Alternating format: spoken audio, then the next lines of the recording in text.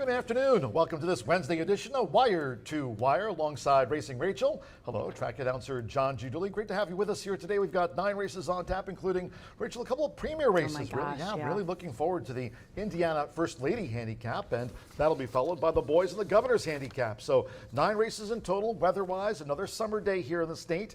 We've got temperatures in the 90s. Main track is fast. The turf course. We've got a nice group of races on the turf here today, rated good. Yeah, we do. Turf rail set at 36 feet this race week. It's our comeback week, day 3 of the comeback week after our short little week summer break. But looking forward to the racing program here today that features a couple of premier handicaps. Yes, we do. We have the Indiana First Lady in race 7 and the Governors in race 8. The undercard is wonderful. We've got the Turf Pick 3. Just a great card today for our Wednesday. Love to see those Indiana stakes. They're full fields.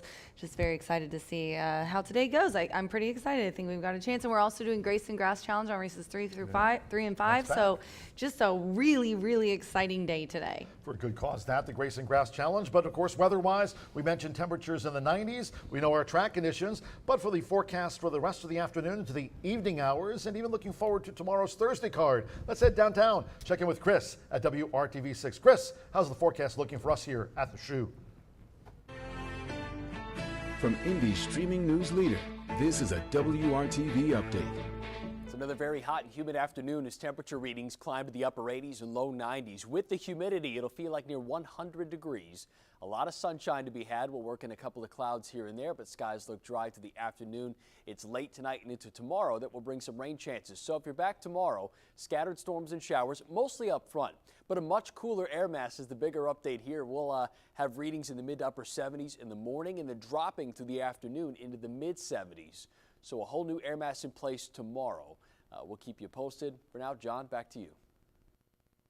All right, Chris, there's the forecast from WRTV6. Looking forward to today's racing program. And as we noted, racing tomorrow. Then no live racing Friday, Saturday, Sunday, nor Monday. We've added a card on Friday, August 8th. That is the next week's a grind. Yeah, it's going to be a busy week ahead as we kick off a new month of racing here at Horseshoe Indianapolis. Going back to yesterday's card, though, Racing Rachel, a couple of winners, not only for jockey Marcelino Pedrosa Jr., including a really nice ride on the Indiana-bred Who's Your Daddy Now for John Langmeyer, getting the victory there in the turf feature here on Tuesday's racing program, but also Tiana Richardville with a couple of winners too. Yes, a couple of people that I am lucky enough to have known for so long and call my own, Marcelino and Tiana, not together, but separately, but very glad to see them have a good day yesterday. Marcelino started in the second race with the 2 Q's Top Notch for Gennaro Garcia.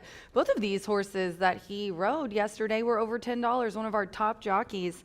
You know, these horses paying really well, so congratulations to them. And he both rides, hard fought.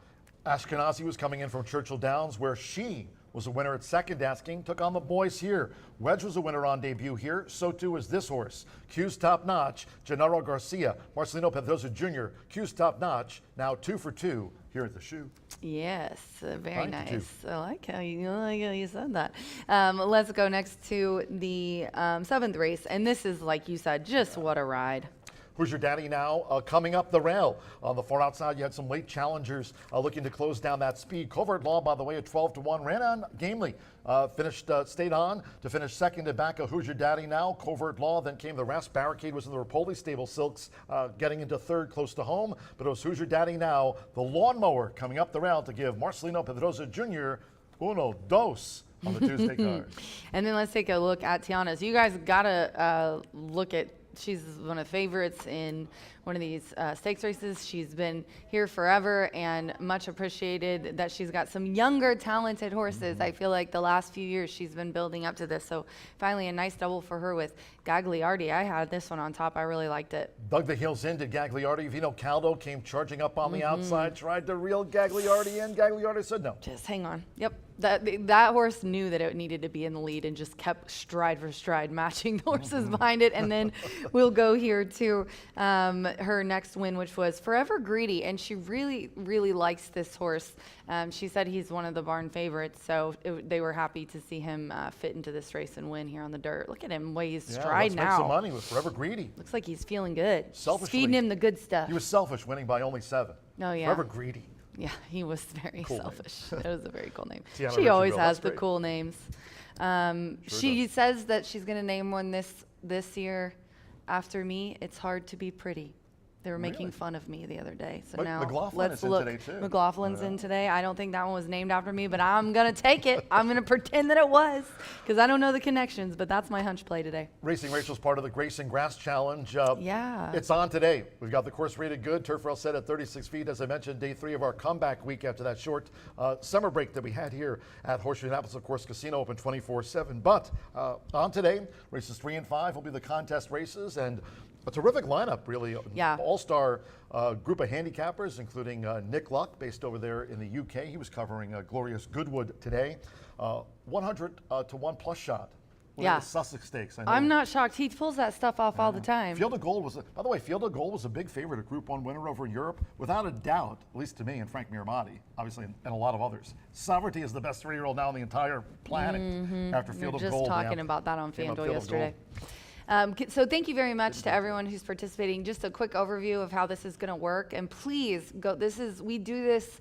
We donate the $100 for us to bet, each of us. So please go to Grayson Grass website. They will have it very easy for you to donate, and this is a great cause for us to know more about our equine athletes and how we can help them in their hours of need. So we're doing this and donating our time to put more eyes on this great association. So we are going to get $100 to split between the 2 races, so 50 on 3, 50 on 5, or if you want to put a little bit on one and a little bit on the other, that's fine. I try to split it down the middle evenly. In the 3rd race, we do have a 2-year-old main claiming for 40, and I had fun doing this one. There's so many horses in here that I liked, and narrowing it down to the top 3 and most likely winners for handicapping purposes and my tip sheet is one thing, but to make money for a great cause is another. So I tried to find some long shots. I thought the 5 looked interesting at 10 to 1. The 9 Divot Digger also looks good. I'm going in on Don Eek. Is that how we're going to say that? Or Ike? Don Eek. And I went in this race an exacta wheel, okay? I did 1, 6, 8, and 11 drew in. American Bear, who I think has got a really good shot, and Marcelina's coming off that double. I know it's going to be pretty much the favorite, but I almost didn't realize that it drew in. So I threw that one in, and then I wheeled with 1, 5, 6, 9. So that was 28, and then I put the rest of it to win on Donique. And Sophie You Doyle do had like a winner 5, and yesterday. Sophie, and I had her on top too, and Run. gave a $9 winner, but didn't hear the people calling me chalk-eating weasels say anything about that. The next race is the 5th, where my hunch play is the 3 McLaughlin, and I think really, honestly, she scratched here quite a few times, but they took her to Ellis and ended up in really tough. I think she's going to find this a much easier group. So I did put 20 to win on just the 3. And then I did a try box with some horses that I think have a shot, a big try box. It was 1, 3, 4, 5, and 9 are the horses that I like.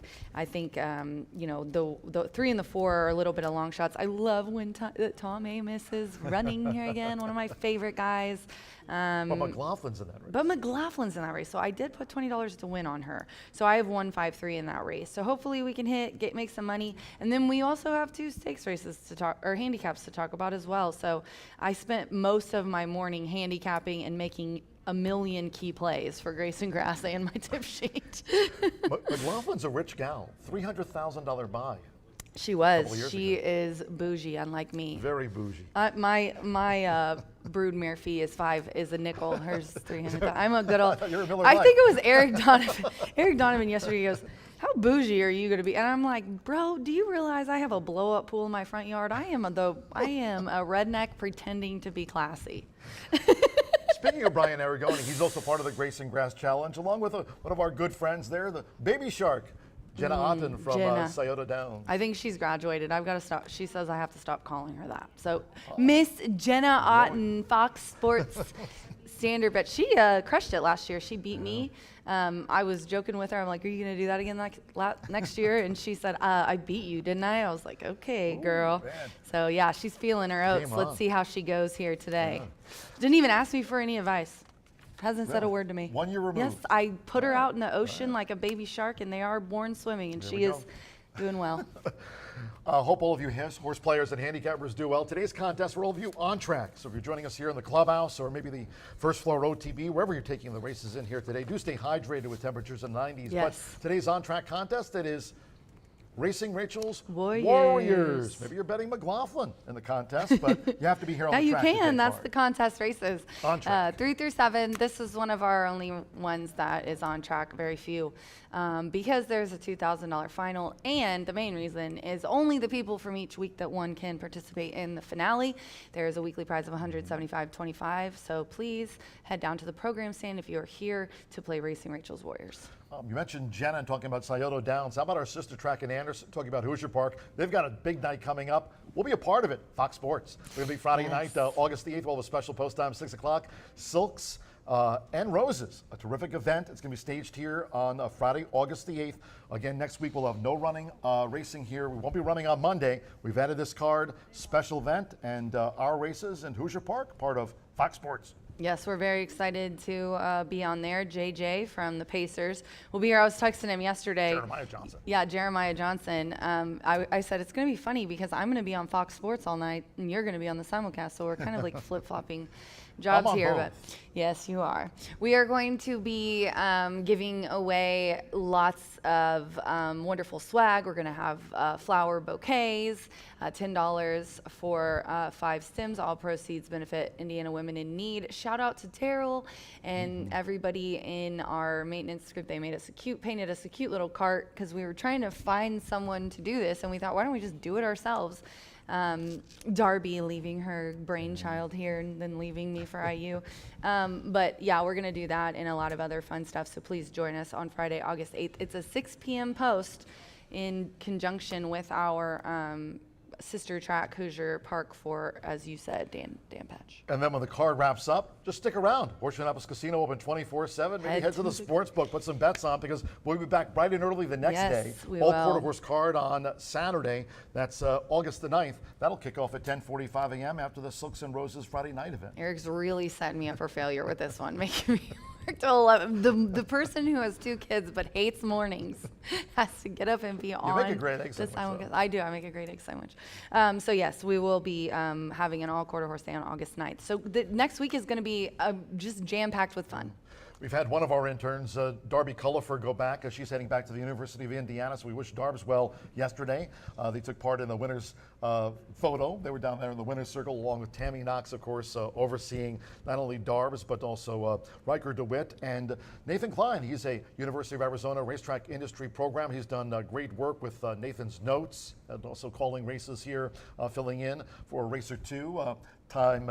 Since his time here this summer. We've got Nathan's Notes today. You mentioned about those premier races. Hod Middles, has had a nice meet for Tiana Richardville and Hannah Leahy, but facing a tough one, Royal Justice. She's going for 3 in a row. Yeah, let's go ahead and talk about those races just really quick, and then we will let B talk to you guys about the early pick 5 here. But yeah, race 7, what can I say about this one? It's just come up so nice.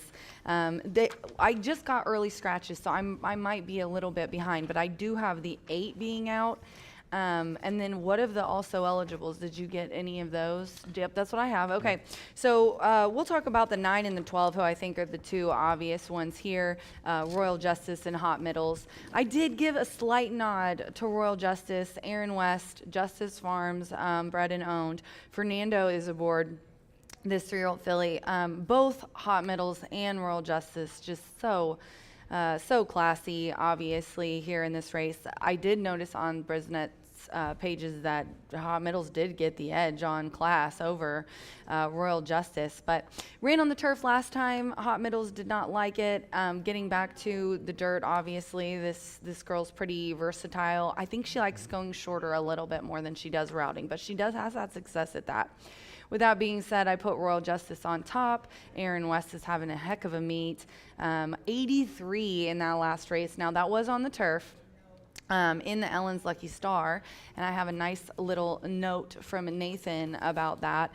The top 6 finishers of the Ellen's Lucky Star return today: Royal Justice, Temple Player, Innis Frilas, and that is who I put in my trifecta. Spooky Ridge, Sorry Not Sorry, Hoosier Promise, and they were all separated by just 8 lengths. Hot Middles is the second richest Hoosier bred of 2025, and Innisfree last, and Hot Middles are tied for most wins at Horseshoe this year with 3, but could hold it by themselves if either wins today. So very nice race here for the ladies. Then we'll quickly go over here to the boys. The 22nd running of the Governor's Handicap. This is $250,000 guaranteed. $200,000 for the ladies, $250,000. I think I'm going to go down and talk to ITOBA representatives about this. I mean, what a great program that we have for the Indiana breds here. Yeah, Just think it's very important to mention great that. races. Yeah, and you see bigger names getting into the Indiana bred program. There's good money to be had here. I'm just gonna read Nathan's notes because I love when me and Nathan's, like, we don't talk. I handicap these in the morning. I'm pretty sure he does his notes the day before, and I don't see them until I get here when I get my notes. But whenever they line up, I feel pretty good about it. It's like when Jimmy Mack and I's picks line up, I feel pretty good because that man watches and pays attention to everything. He's waiting in the wings, too. He is waiting in the wings. J-Max here. Top 3 winners from the snack return for the Governor's Handicap. Chicory Blaze, you have to give a nod to, which is who I have on top. Rodney Prescott up for Rob Dobbs. Never been worse than second. Rob knows he has a good colt here by alternation, and he's taking his sweet time with him. He puts him in where he has a shot. He doesn't run him just to run him. Love to see that, intentional entries. And then the 12 Muckadoo, which I think would be interesting to put in your exotics. And then the Rapid Justice, who also is an interesting long shot, but they were all in the snack stakes, and the top 3 winners from the Hoosier Breeder Sophomore Handicap. Also, I think it was between Sir Behe and the 7 Terminally Handsome, and just because I think they both have a good shot, obviously Sir Behe is a little, is it Behe? I think so, is a little bit more speedy, I believe. Terminally Handsome for Tiana, she just won yesterday. So I was like, you know what, and higher odds. Yeah, she had a double yesterday. So I went ahead and gave the edge to Tiana here. And Mondevilla is the richest Hoosier bred of the group, and I obviously have him in too. I'm going to go talk to Klopp about, you know, how he's been doing coming out of that allowance today, and you guys can hear, bounce back. It's going to be tough, but we'll see how he feels about it, and hopefully I'll be able to report to you guys about that a little later. But those are our stakes. Our handicaps. Everybody knows their stakes and calls them that on social media, and it throws me off. And Eric stares at me while I do the interview to remind me not to say that, to say handicap. That's accurate. And he does, and it helps because while he's watching me, it reminds me to say it. Royal Justice, by the way, will be written by Fernando La Cruz, who tops the jockey standings going through our I racing forgot about program that. here today. Shoot. Trainer side of things, that battle's brewing between Randy Klopp. You mentioned Mondevilla going for the leading trainer stable, but also right there is John Harron and Gennaro Garcia. It's contentious this year, isn't it? Well, like each and every year here with the season starting in April, running all the way through. Yeah, that second week of November. Good battles brewing here at the Shoe. Cheers to our great sponsors of racing here in 2025. Woodford Reserve, Tequila Herradura, Breed Development, Murphy Trailer Sales. Back with us here this year. They're the Winner's Circle sponsors. Terrific customer service and loyalty since 1984. I sprayed hairspray on it. 765-361-8803, Murphy Trailer Sales. B&H Electric, they are the tote board and starting gate sponsor. B&H Electric, they've got locations in town, also Seymour, and they're in Bloomington. You can reach out to them on the web at www.bh-electric.com for more. Indiana Giant Hubler, Hubler Ford, locations here in Shelbyville and Franklin. They're on the web at drivehubler.com. Cheers to them for their sponsorship of racing here at Horseshoe Indianapolis. Social media wise, we've got you covered each and every day. You can reach out to me on X at John G. Dooley. Racing Rachel there at Racing Rachel M. Martha Clausen will be along later today. Martha will wrap up the program. She'll also be honoring and saluting the memory of Escondido Beach. Oh my gosh, Martha will be talking about that, and she'll you talk guys, about the we ninth were later just today. talking, me and Vicky were talking about how old he was, and Vicky had told me that he wasn't feeling well, and then dang it, a few days later, but he was like in his 30s. I mean, that horse had a wonderful career, sired amazing horses. Ever since I started forever ago here, I've known the name Escondido Beach, so. Just want to remind you also, track-wise, we've got you covered. If we take a look at that, not only on X at HS Indy Racing, but also on Instagram at Horseshoe Indy. And if you can, subscribe to our YouTube channel, please. We're there at Horseshoe Indianapolis Racing. We're there, less than a half hour away from post time for the first really nice card. 9 races on tap. We've got partly cloudy skies, 90s main track fast, turf course rated good, turf rail of 36 feet. We've got the return of the Grayson Grass Challenge for those handicappers. And all the for a return good of the charity. Mac. Return of the $1 Horseshoe Hat Trick All Turf Pick 3. Return of Jimmy McNerney here at the track. Looking forward to it all here on a Wednesday at Horseshoe Indianapolis. Quick commercial break here on Wire to Wire. The next block will be joined by racing analyst Brian Aragoni talking about the 50-cent early pick 5. But right now from the second floor for Racing Rachel, track announcer John Giudice saying, we're done. Have fun. Bye for now.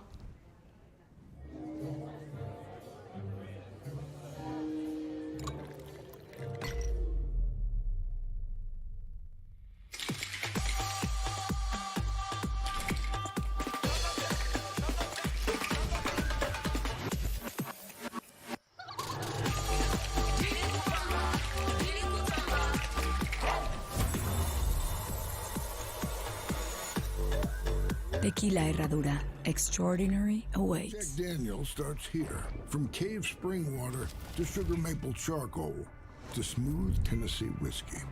Made by those who pour everything into their craft. That's what makes Jack, Jack.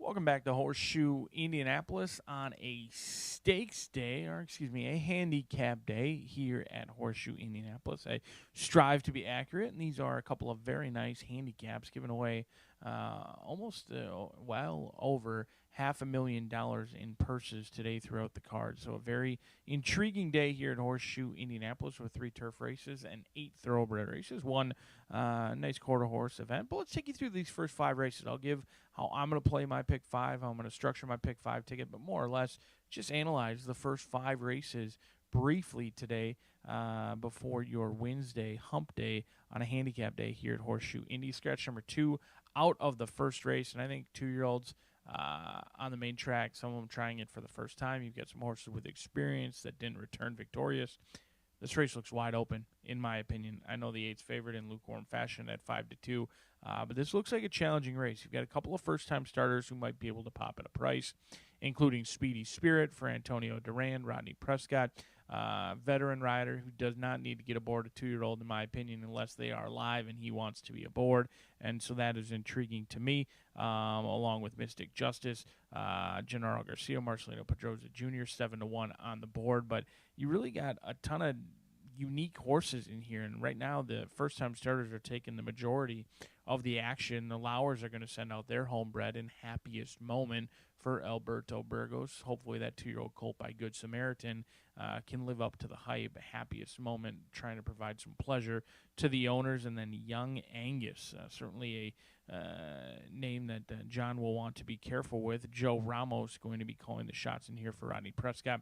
This is a horse that's taken the majority of the action, but it's in very lukewarm fashion, 5-2 on the board. The one that I think could be sneaky is My Friend Wilson. Elliott Racing for Michelle Elliott, her homebred by Good Samaritan out of Cross, to 2-year-old colt. That Fernando de la Cruz gets aboard in this spot. A 2-time winner was the mare in Cross, who is also trained by Michelle Elliott, and she's produced some decent ones as well, including Rafaela, who's a 4-time winner and banked over $150,000. So Fernando de la Cruz, Rodney Prescott, guys like that get aboard 2-year-olds. At this point in the summer, they've got my attention, and it appears other people do as well. 20-1 morning line, currently 8-1 on the board. Race number 2, we kick off the $1 minimum pick 4. It's been a hit this year thus far. No scratches, no changes in this race. I'm going to go 2, 3, 5, and 6. I think Sweet Sassy Pants is the horse to catch to cash on the rail. However, probably is going to get about 4 furlongs off of a long layoff and taking all the way until August to get back for Sweet Sassy Pants. So we're going to go 2, 3, 5, 6. Not a race I'm like super thrilled about or proud of using 4 horses in. However, I do think it gets us through that pick 5, and hopefully we can move along to some turf racing. We saw yesterday big fields oftentimes produce big results on the turf course. Scratch 4, 10, 12, 14, 15, and 16 in here. I'm going to key in on your 3 inside runners, and they may not be who you expect. Don, down on the inside, gets Fernando de la Cruz. Joe Davis's horse broke sharp last time out, went to the lead, cleared off very nicely, and when headed on the gallop out, I thought ran admirably. Even though it appeared to be tiring, not really. Your second place finisher did come back to win next out, Casa Cielo, as well. So a horse who should improve. The mare, she was all turf. This is her first full. Could be any sort in here. I think there's a lot of upside with your inside runner. But may I draw your attention to a long shot in Oscar D, a 2-year-old by Lexitonian out of Golden Lock. Previously, I was unfamiliar with Golden Lock.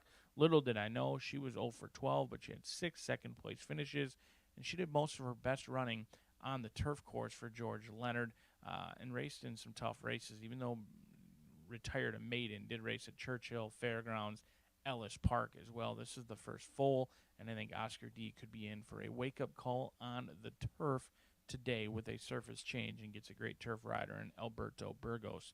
1, 2, and 3 for me in race number 3, kicking off that $1 horseshoe hat trick with the ultra-low 15% takeout. Race number 4, 3, 6, 9, 11, 13, and 14 are out. Do note, number 15, Illegal Contact, will run, as will number 12, Henry the Hank.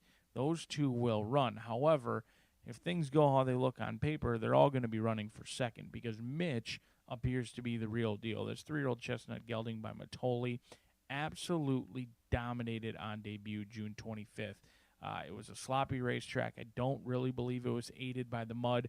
We'll find out today if Mitch is the real deal or not, but I'm banking that he is because this is going to be a single for both my early pick 5 as well as my late fire 5. My day pretty much goes entirely through Mitch, and we're asking a lot. We're taking on winners for the first time. However, the competition has been at this level for some time.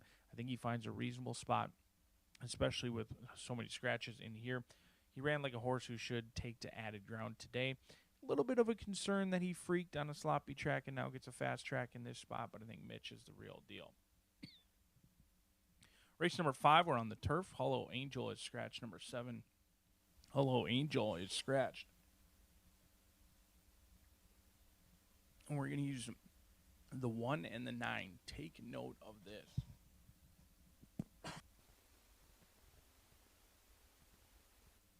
The 1 and the 9 are going to be the keys in race number 5. Take note of this at 9-5 for Steve Asmussen. Gets his son, Eric Asmussen, aboard. And then the 9, Bridgeport, Michael Ewing and Alberto Burgos. And that is the second leg of that Grayson Grass Challenge as well. So hopefully be able to put some of the players' tickets on their screen and how they navigated through $50 trying to make some money for a great cause in here with the Grayson Grass Challenge. I know on my ticket, I'm just throwing $50 on the 9. 9 to win, Bridgeport. 9-2, Michael Ewing. Alberto Burgos, 0 for 6, ran admirably last time out. I think should continue to improve. And the 1 is just not going to provide much value. Could he win the Asmussens? Of course they can. They can win anywhere around the country. Have they won as much as expected here at Horseshoe Indianapolis? No, not a great ROI for horses that have gone out with the Asmussens. We'll see if that changes today as we're 19 minutes away from Handicap Day here at Horseshoe Indianapolis. Good luck today.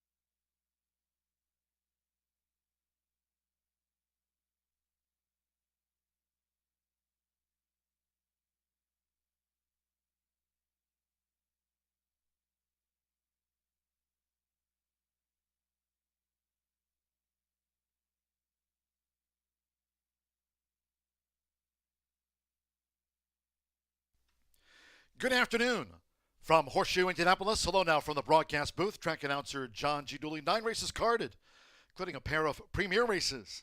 On the card here today, the Indiana First Lady Handicap and the Governor's Handicap. Marquee the card. Under partly cloudy skies, temperatures, summer day in the 90s. Main track fast and the turf course rated good. Turf rail this week set at 36 feet. If you have your programs close by, let's take a look at the changes and corrections on today's racing program. Starting the card with a maiden juvenile sprint. From the first, scratch number 2, King Arturo. Number 2, King Arturo has been scratched from the opener. There are no changes in the second of our 9 today. Second race, all 7 run. No changes there. On to the third we go. First of those today, carded for the turf course. And here in the maiden juvenile turf, scratch the 4, Plaid Performance, the 10, Vienna Charm, take out the 12, Mountain Wolf, 14, Stolen Power, scratch 15, JR Sweet Feet, and the 16, Daunted.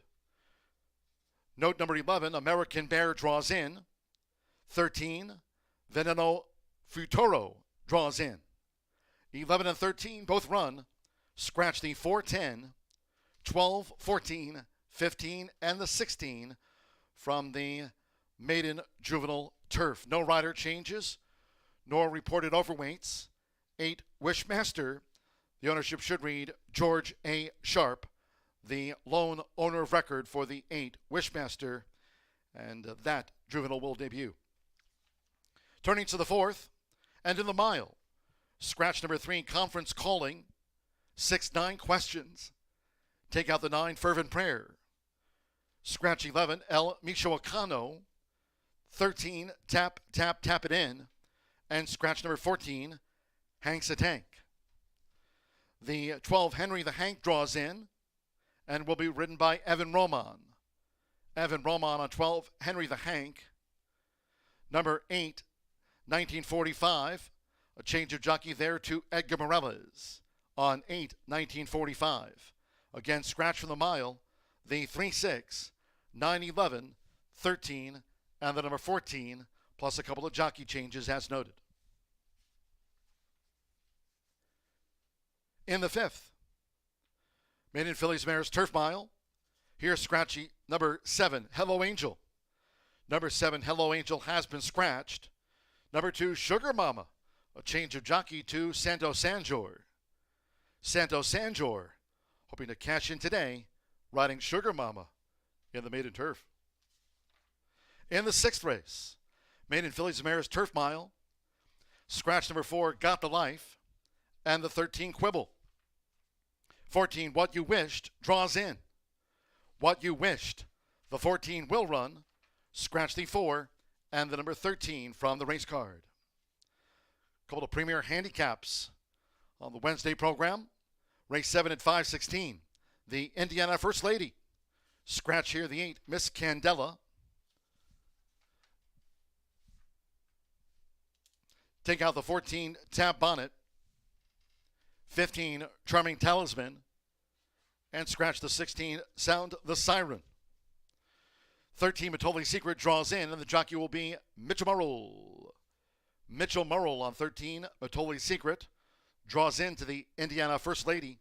Scratch the 8, 14, 15, and the number 16 from the first of our premier races. In the 8th race, at 5:47 p.m., the Governor's Handicap. Here's scratch the also eligibles. 13, 1945. Take out the 14, Keg, ran here on yesterday's card. Scratch 15, Conference Calling, and 16, Sleepy. Scratch the also eligibles. 13 through the number 16, all scratched from the Governor's Handicap. 9th race, closing the card with a quarter horse. Juvenile dash over the 350 yards. Scratch number 3, Kalis. No 10-cent Grand High Five. No quarter horse Pentafecta. Scratch number 3, Kalis from the finale. Just partly cloudy. Summer temperatures in the 90s. Main track fast and the turf course rated good. Turf rail set at 36 feet. We'll have the maiden juvenile sprint opener due off in just 10 minutes time. Make it a great day with us here at Horseshoe, Indianapolis.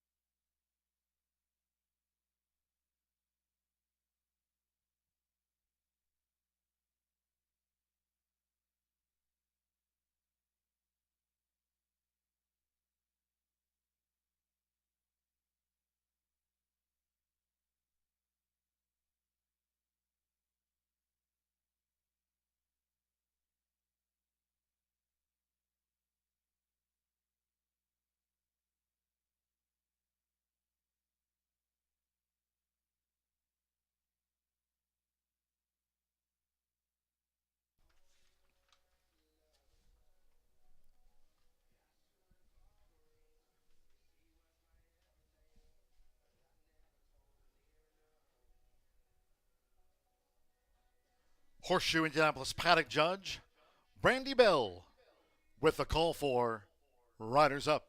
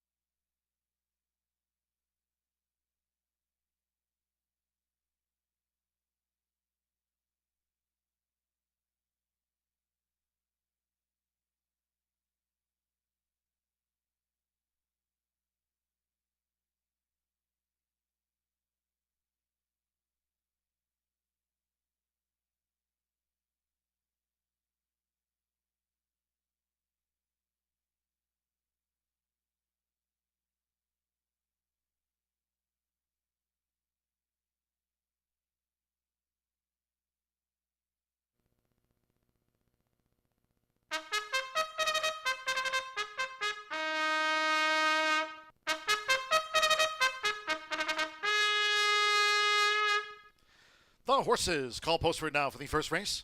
Starting the card with a maiden juvenile sprint over the 5 furlongs, a field of 10. Number 2, King Arturo, has been scratched here from the top of the card. Scratch number 2, King Arturo. Race 1 features exacta, trifecta, superfecta. Start here of our rolling doubles, pick 3s, and the 50-cent early pick 5 starts here. If you're just joining Main Track Fast, turf course good. Turf rail set this week at 36 feet. Fast main track, 2 minutes to post time. 2 minutes.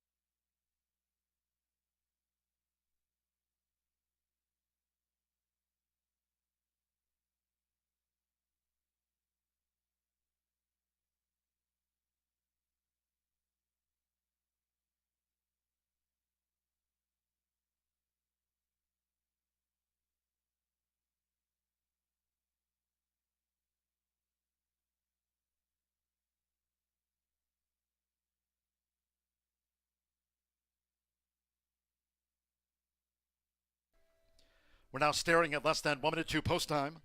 Starts at the 50-cent early pick 5 with the maiden juvenile dash. Less than 1 minute.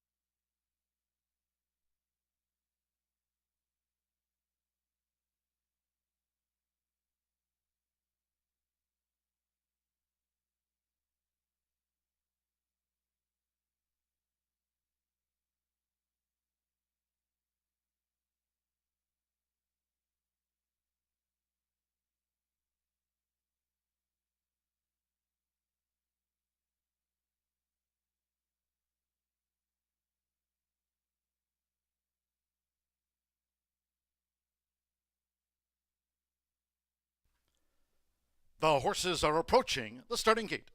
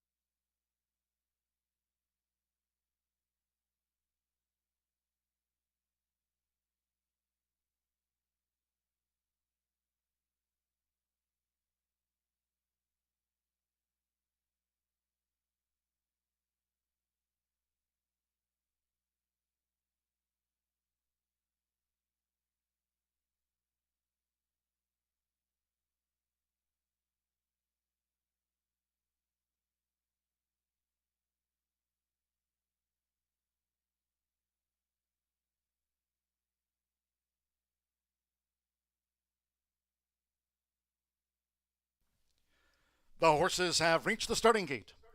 It is now post time. They're going in.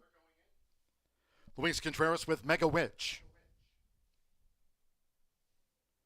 Alberto Burgos, happiest moment making his bow. Joins Mega Witch. Sando Sanjo with Thousands of Hopes. Joe Ramos with Young Angus, one of the 6 first-time starters here at 5 furlongs. Rodney Prescott with Speedy Spirit coming up. Evan Roman, Airdrop, was 4th here on debut this month. Airdrop went in well.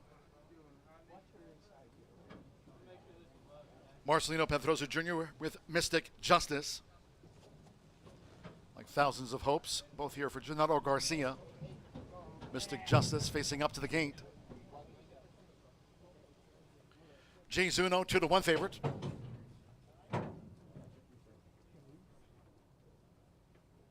Alex Achard with Jay Zuno going in. Now Anthony Zalo with Chabello. Young Angus, now 2-1 favorite at 5 furlongs, so stand by. Top of the card with 9 on tap. One more. My Friend Wilson, leading jockey Fernando de la Cruz with 51 wins here this season. Rain track fast for this summer day. Waiting for My Friend Wilson. 9-1 facing up to the gate, My Friend Wilson. Young Angus, 2-1 the first favorite.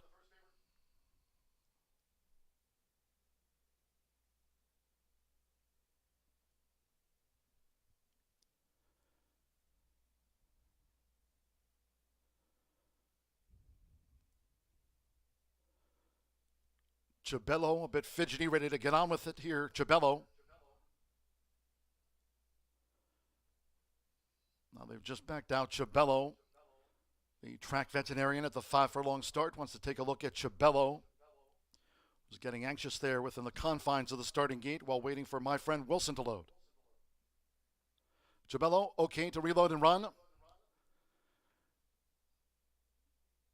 And one of the 6 first-time starters is My Friend Wilson, has the meet's leading jockey. Now 2-1, James Uno, the first favorite. At 5 furlongs. Fast track.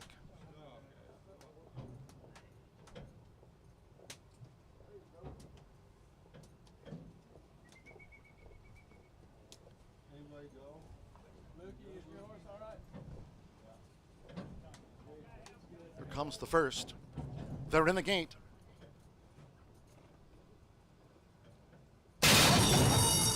Away and running at Horseshoe Indianapolis. Airdrop out to a lightning quick start. Good speed from Chabello. Right there in between horses is Mystic Justice going for an early bid, and Megawitch now being sent from the rail. With Luis Contreras, it's Megawitch who led past the half-mile pole from Mystic Justice. After a sharp start, Airdrop is running in third. Jays Uno fourth on the far outside with 3 furlongs to go.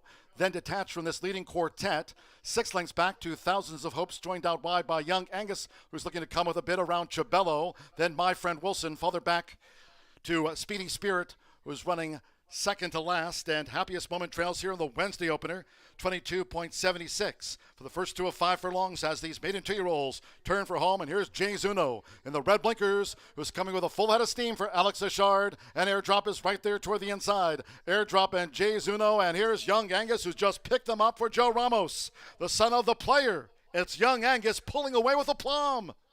Young Angus sharply debuts with a 6-length win from Airdrop. Speedy Spirit was third, and Jays Uno finished fourth.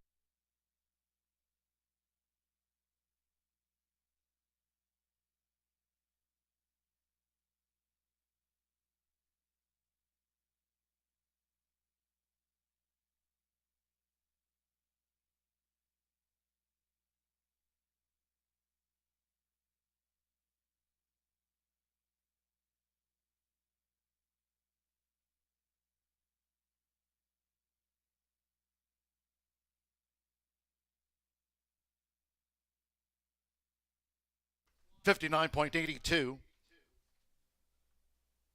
59.82 seconds. We're standing by for the run order from the judges. It was 5-2 on 8. Young Angus. Nice debut that for the son of the player. First. Number 9, Airdrop at 9-2 was second. Broke on top. 4, Speedy Spirit at 12-1 was third. Making his third run. 10, Jays Uno at 2-1 was fourth. 8, 9, 4, 10 here at the top of the card. It's gone to Young Angus. Joe Ramos for Randy Matthews. At 5-2 starts the early pick 5.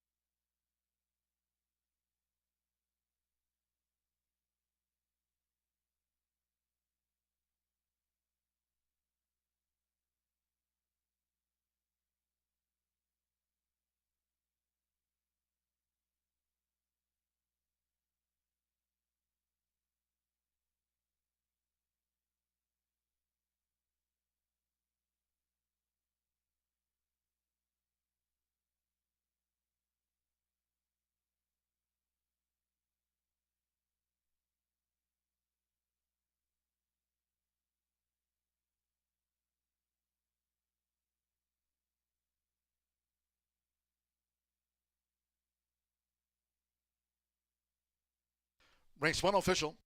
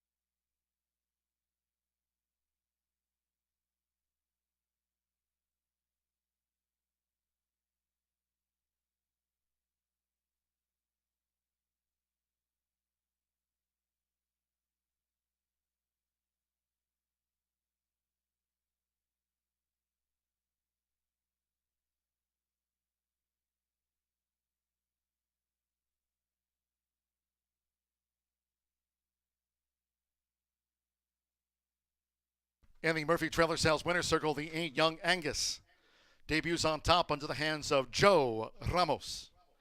Young Angus is a 2-year-old. Dark Bear Brown gelding by The Player. Out of Cactus Joe by Cactus Ridge. Randy Matthews trains for Karen Matthews and Charles Farrell. Horseshoe Indianapolis congratulates the winning connections of this newcomer. Young Angus takes the maiden juvenile sprint. Race 1 official. First results in 8-9 exacta, paid $39 even. 50-cent trifecta, 8-9-4, $140.55, with James Uno back in fourth. The 10-cent superfecta, 8-9-4-10, paid $84.30. 2 was a non-runner, 10 faced the starter. Fast track, 59.82 after the running of the 2:10 opener. 19 minutes away, race 2 of our 9. Again, coming up later today, our premier races, the Indiana First Lady and the Governor's Handicap. Highlight the card in race 2. Phillies Mare Sprint. There are no changes. All 7 run in the next one. No changes in race 2. Exacta, trifecta, superfecta. Double pick 3 and start to the $1 early pick 4. Post time will be at 2:42 in all cases. Please do try to make your Horseshoe Indianapolis selections and wagers on this summer day early. Thank you. Coming up in a moment, our first race replay of the Maiden Juvenile Sprint. Hope you had a bet on Young Angus.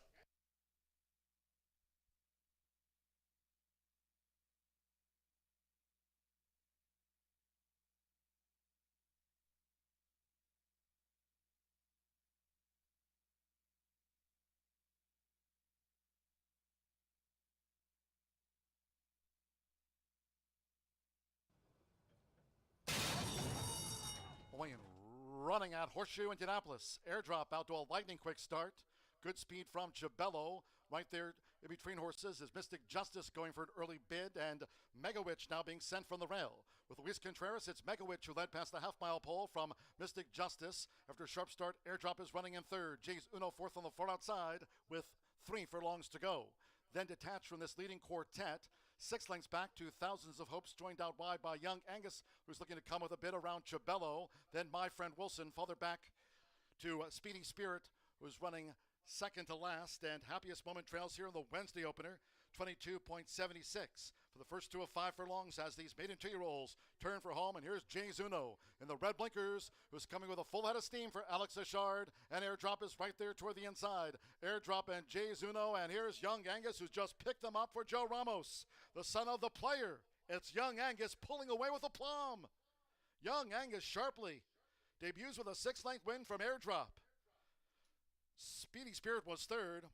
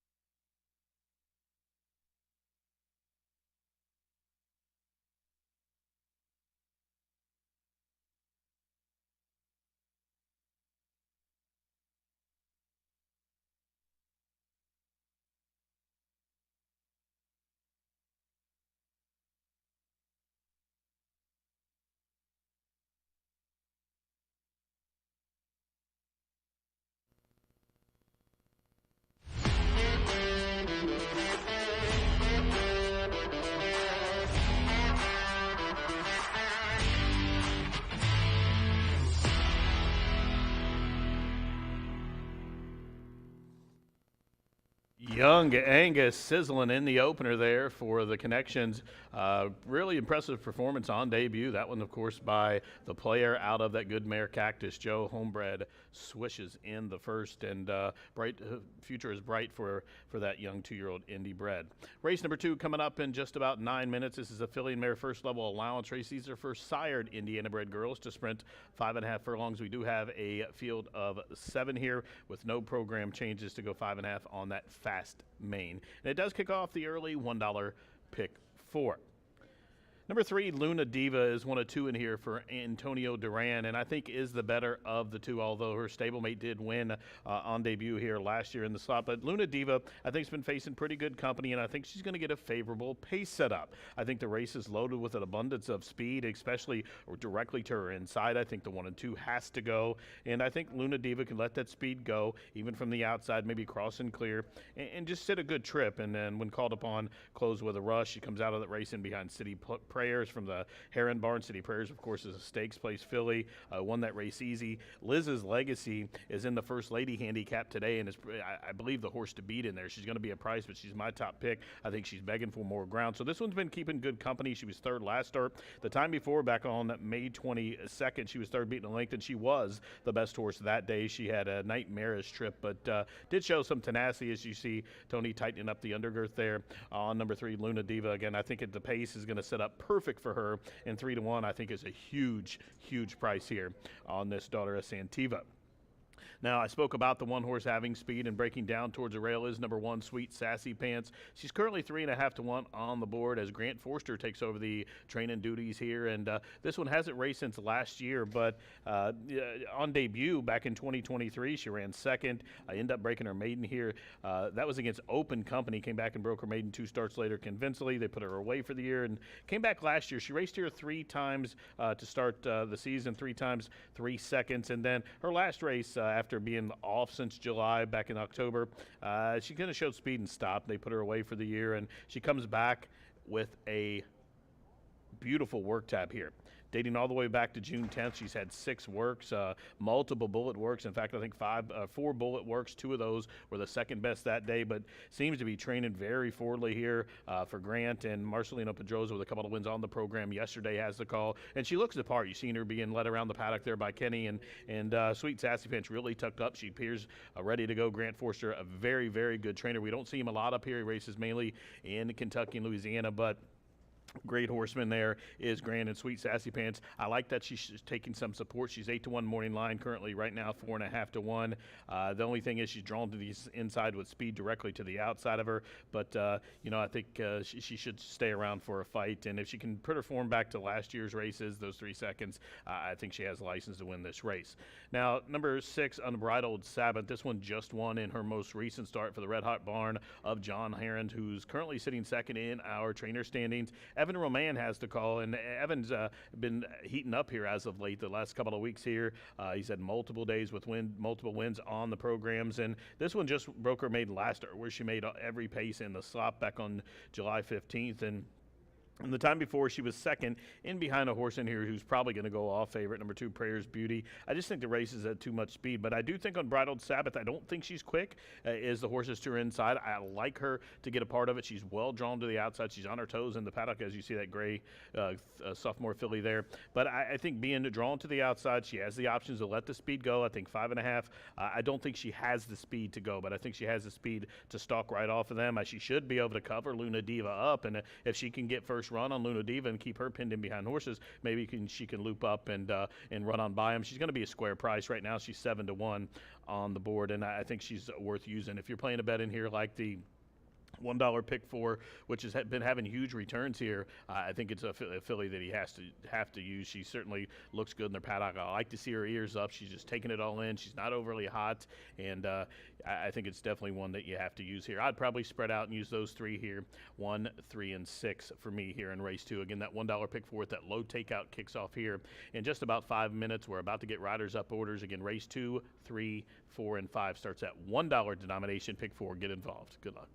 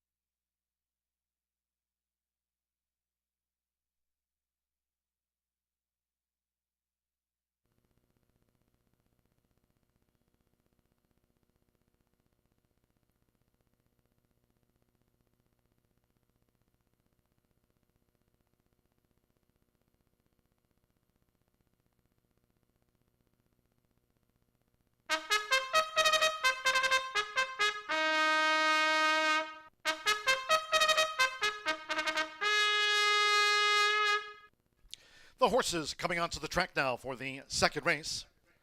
This distaff sprint at 5.5 furlongs, a field of 7. No program changes here. All 7 run.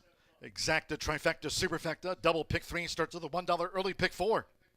On parade with 2 minutes to post time, 2 minutes to the sprint.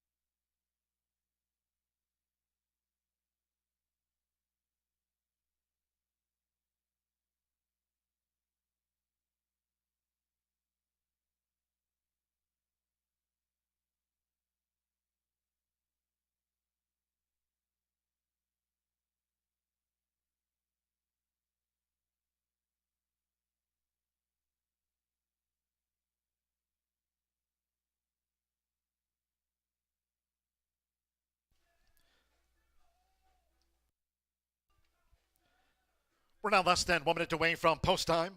Start to the $1 early pick 4. Less than 1 minute.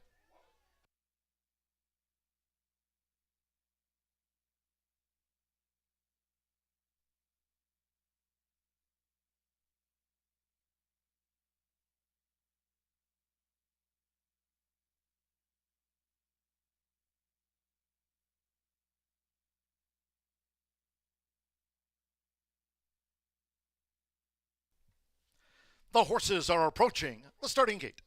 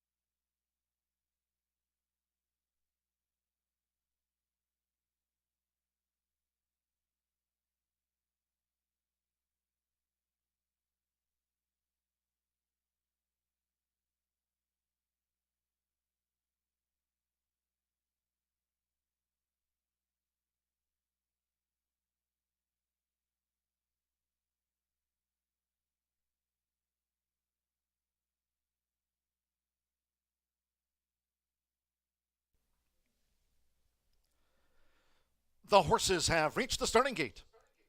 It is now post time. Loading in front of starter Ray Kuick. Luis Contreras with She's So Elite.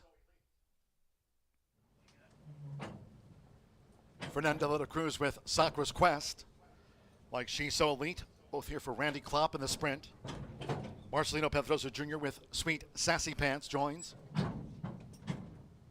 Mitch Murrow, Prayers Beauty, is the last out winner. Evan Roman with Unbridled Sabbath the Gray. Two back, both for Tony Duran here in the sprint. Sando Sanjo with Luna Diva. Loads 8-5 favorite Luna Diva.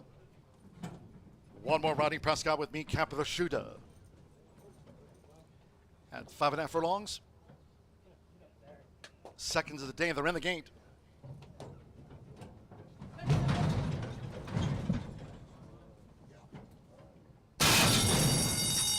And they're off.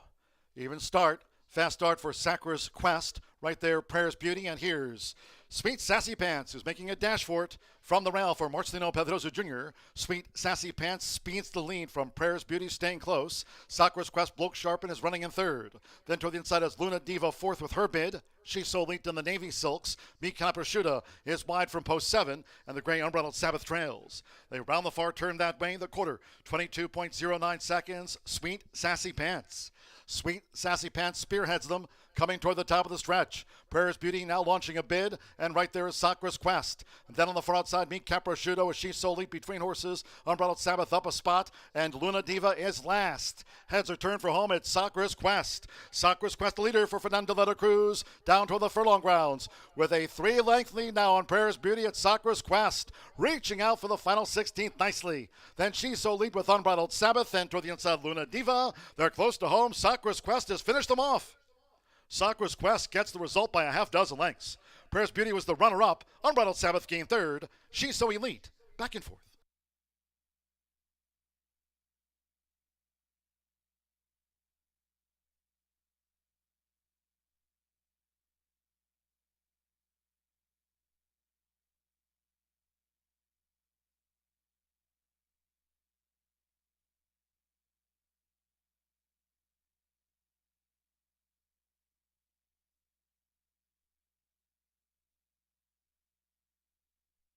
.105.33 seconds after the distaff sprint. 105.33 for the fillies and the mare. 5-2 then a show photo. 5 Sakura's Quest. 2-1 first. 2 Prayers Beauty. 3-1 was second. Here's the slow-mo. Sakura's Quest. Forever Doro filly. Fernando de la Cruz for leading trainer Randy Klopp. Prayers Beauty playing second fiddle today. Third is a photo. Third's up to the judges. Unbridled Sabbath over She's So Elite. 5-2-6-4. Hold all tickets until official.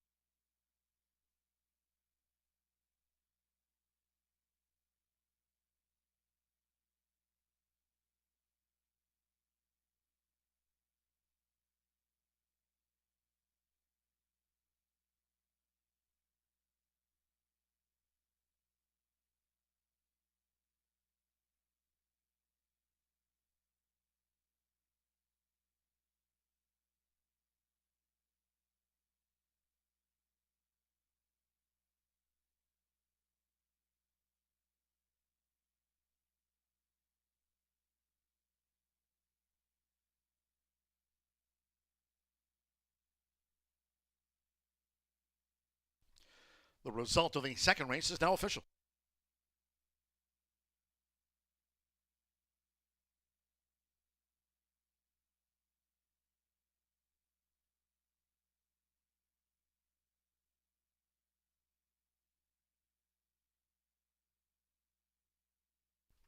Returning to the Murphy Trailer Sales Winner's Circle, the 5 Sakura's Quest with Fernando de la Cruz. Sakura's Quest is a 3-year-old gray roan filly by Forever Doro out of Sakura Babuda. Randy Klopp trains for Cynthia Clarimont and Liz Klopp. The winner was bred here in the Hoosier State by Randy Klopp and Dennis Clarimont. Horseshoe Indianapolis congratulates the winning connections of Sakura's Quest, paid 2-1.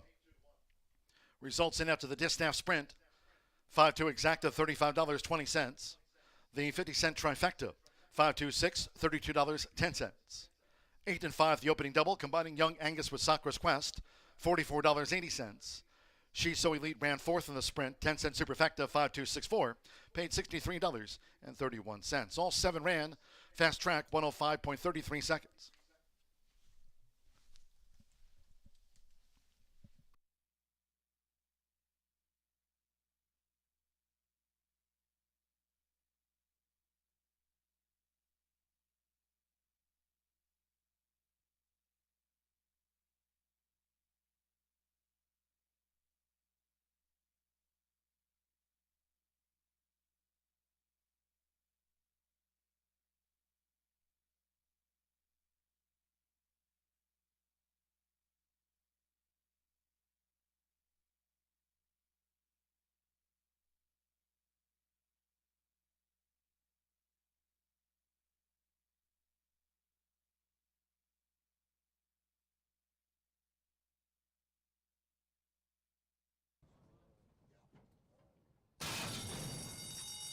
And they're off. Even start. Fast start for Sakura's Quest. Right there, Prayer's Beauty. And here's Sweet Sassy Pants, who's making a dash for it from the rail for Marcelino Pedrosa Jr. Sweet Sassy Pants speeds the lead from Prayer's Beauty, staying close. Sakura's Quest, Bloke Sharpen is running in third. Then toward the inside is Luna Diva fourth with her bid. She's So Elite in the Navy Silks. Mika Prosciutto is wide from post 7, and the gray Unbridled Sabbath trails. They round the far turn that way in the quarter. 22.09 seconds. Sweet Sassy Pants. Sweet Sassy Pants spearheads them, coming toward the top of the stretch. Prayer's Beauty now launching a bid, and right there is Sakura's Quest. And then on the far outside, Mika Prosciutto as She's So Elite between horses. Unbridled Sabbath up a spot, and Luna Diva is last. Heads are turned for home at Sakura's Quest. Sakura's Quest, the leader for Fernando de la Cruz, down toward the furlong grounds, with a 3-length lead now on Prayer's Beauty at Sakura's Quest, reaching out for the final 16th nicely. Then She's So Elite with Unbridled Sabbath, and toward the inside, Luna Diva. They're close to home. Sakura's Quest has finished them off. Sakura's Quest gets the result by a half dozen lengths. Prayer's Beauty was the runner-up. Unbridled Sabbath gained third. She's So Elite back and forth.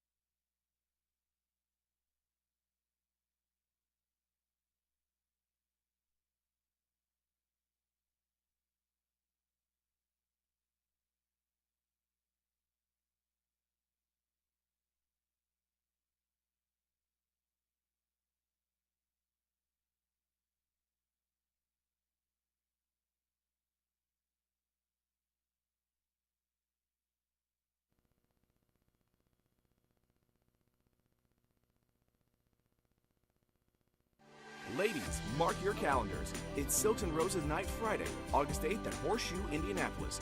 Exclusive giveaways including designer bags, women's golf clubs, gift cards, and more. Plus enjoy a Killwinds chocolate station, build your own flower bouquet, $1,000 hat contest, and the Pink Out Classic with funds benefiting Indiana women in need.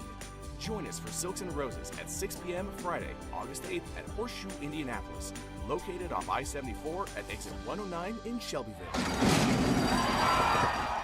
The 2025 Global Symposium on Racing. It's the premier networking event of the year. Connect with the who's who of racing. Collaborate face-to-face with key decision makers. Be a part of the international conversation. Discover the latest technology and innovation. Join us December 8th through 10th. Register at racingsymposium.com.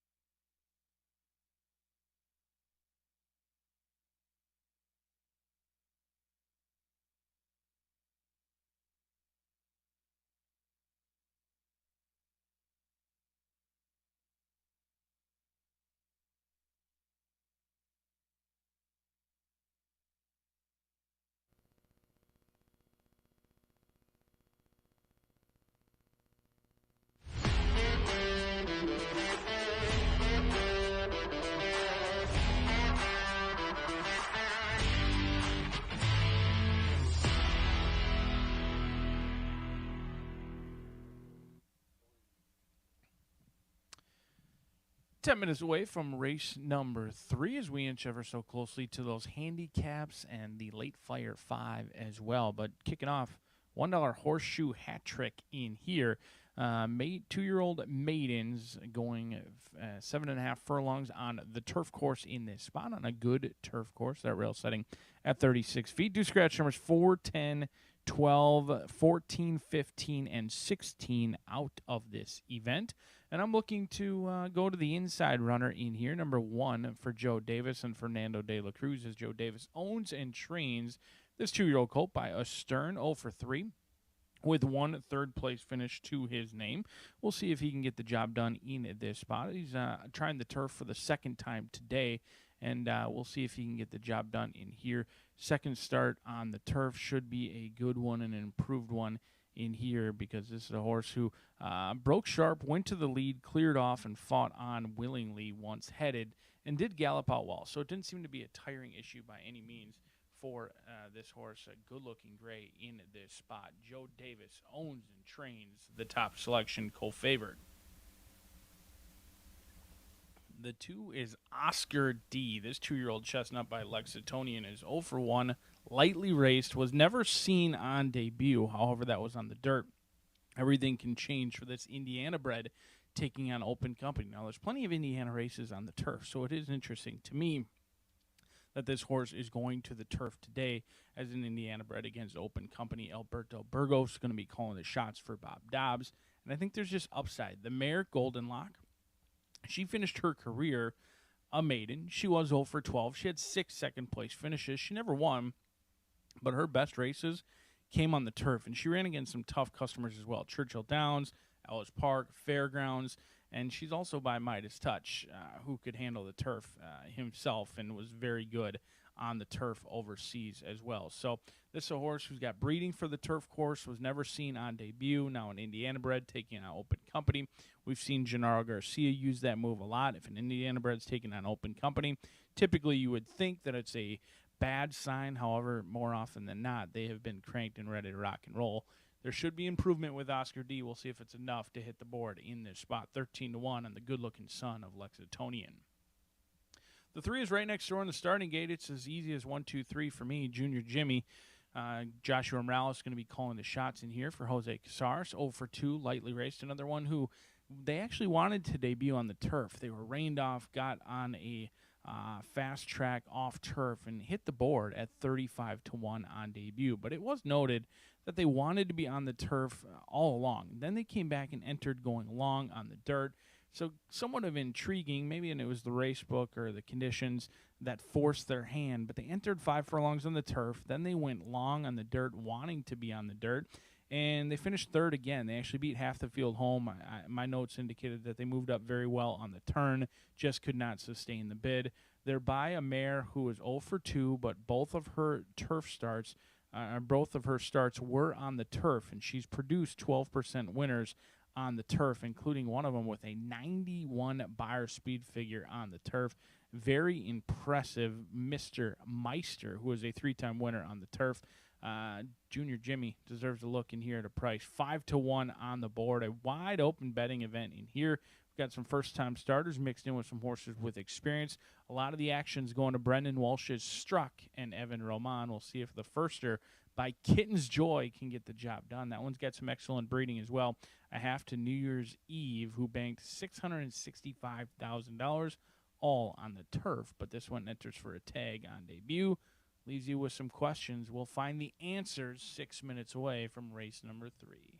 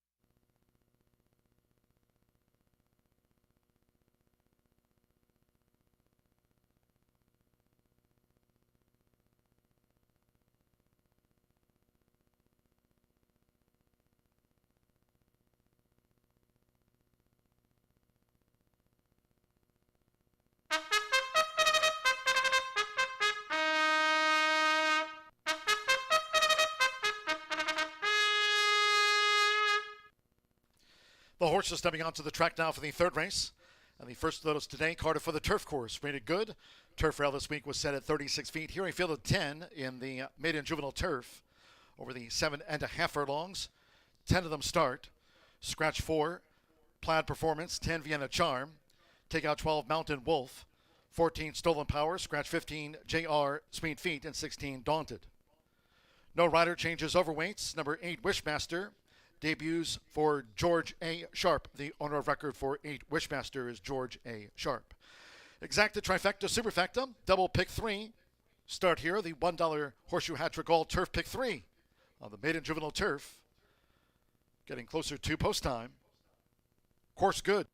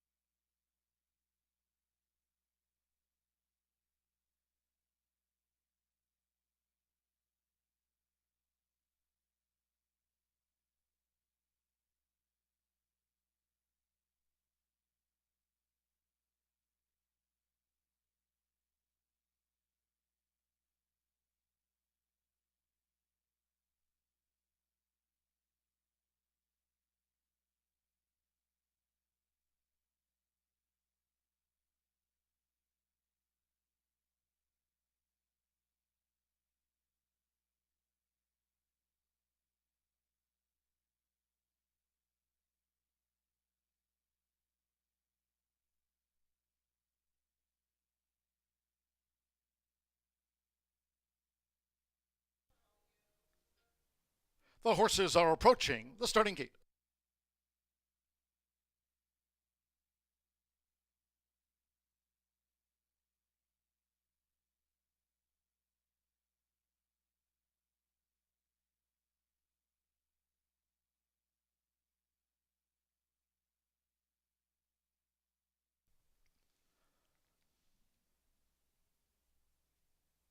Crossing over to the turf course for the first time today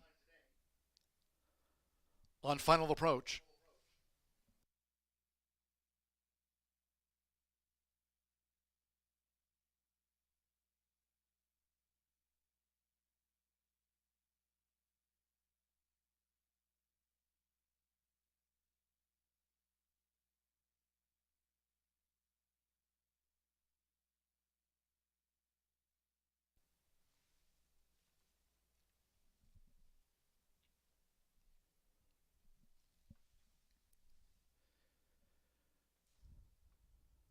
The horses have reached the starting gate. It is now post time. They're going in. Don Eek, Fernando de la Cruz riding for a double. Young Angus and Sacro's Quest, our first two main track winners. Chris Landeros running point loaded. Alberto Burgos with Oscar D.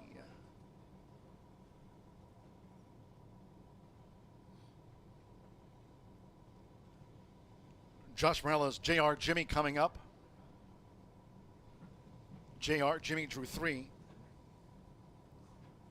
Sergio Figueroa with Wishmaster making his bow in the George A. Sharp Silks, the blue. J.R. Jimmy's in. Sophie Doyle with Senor Valentine. Juan Machado with David Digger.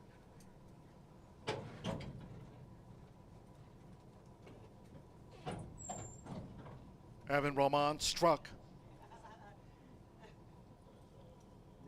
at 7.5 furlongs. Marcelino Pedrosa Jr. with American Bear. One more. Santo Sanjor with Veneno Futuro. Course here rated good. Rail of 36 feet. And the newcomer Veneno Futuro.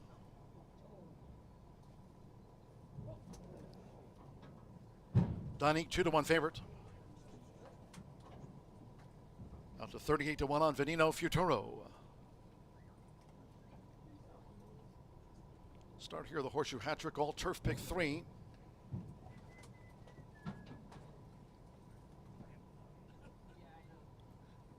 There's 3 of 9 here on the card at Horseshoe Indianapolis.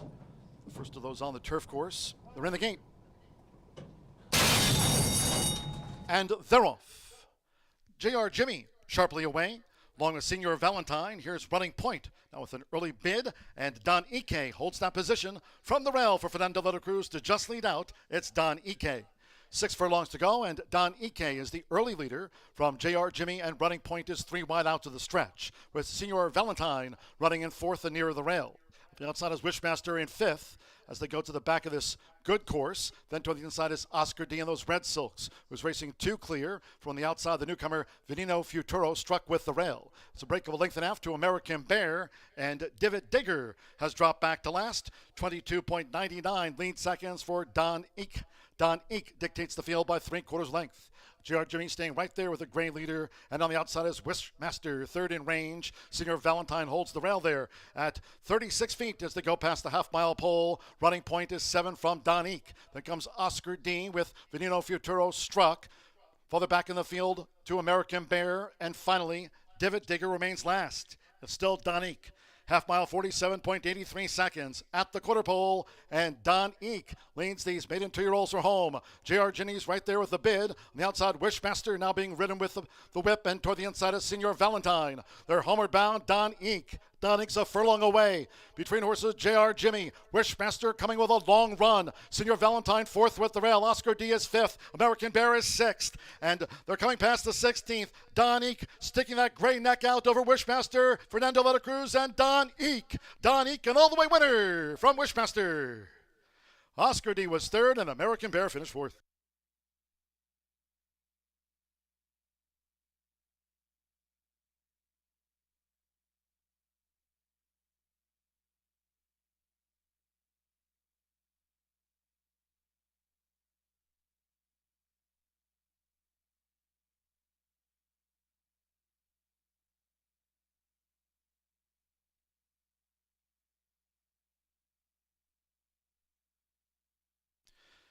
Photo finish after the maiden juvenile turf.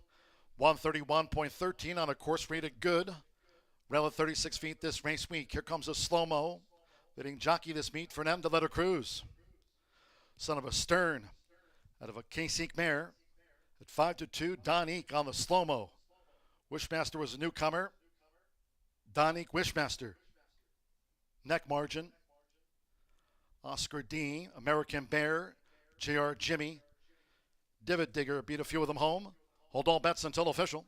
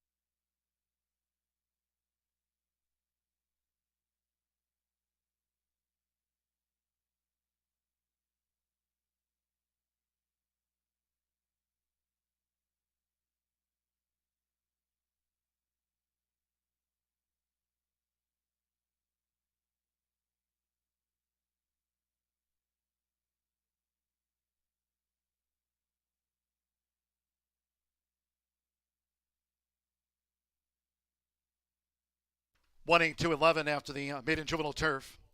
1-8-2-11 confirmed by the judges. 1 Donique. 5-2 first. The 8 Wishmaster. 8-1 on the runner-up. 2 Oscar D at 12-1 third and 11. American Bear at 5-1 gets into the frame. 1-8-2-11.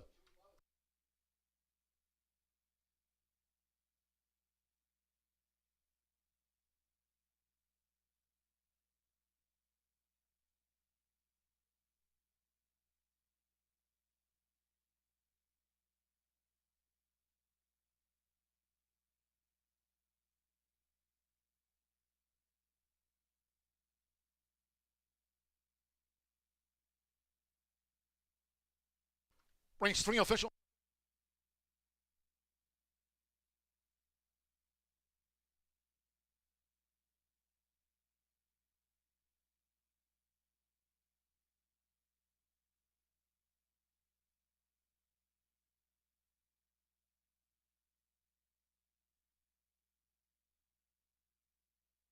Returning to the Murphy Trailer Sales winner circle, the 1. The front-running victor, Donique. Riding double for Fernando de la Cruz. The meet leader. Donique is a 2-year-old gray roan colt by a Stern out of Ekik by Kasich. Joe Davis owns and trains. The one was bred in Ontario, Canada by Jeffrey Yingling. Horseshoe Indianapolis congratulates the winning connections of Donique out to the maiden juvenile ranks. Results in 1/8 exacta $71.40. 50-cent trifecta paid $164.10.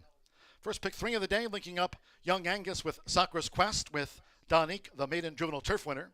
50-cent pick 3 returned $45.45. The Sakura's Quest Donique 5-1 double paid $34.40 with American Bear 4th. The 10-cent superfecta 1-8-2-11 paid $216 and change. 10 faced the starter. Good turf 131.13 after the running of race 3. The miles next. Race 4. Coming up in 19 minutes' time, scratch from the 4th race. 3 conference calling, 6 9 questions, 9 fervent prayer. Take out 11 Micho Akano, 13 tap it in, and scratch 14 Hanks a Tank. Number 8, 1945, the jockey Edgar Morales rides 8, 1945. And number 12, Henry the Hank draws in and will be ridden in the mile by Evan Roman. Evan Roman on 12, Henry the Hank. 4th race mile, one of our co-features with exacta, trifecta, superfecta. Double pick 3 and start to the 50-cent late pick 5. If you're just joining, main track fast. The turf course out to the maiden juvenile, 131.13, rated good. Turf rail set at 36 feet this race week. Post time for the co-featured mile At 3:44, Nathan Klein, waiting in the wings to call it all.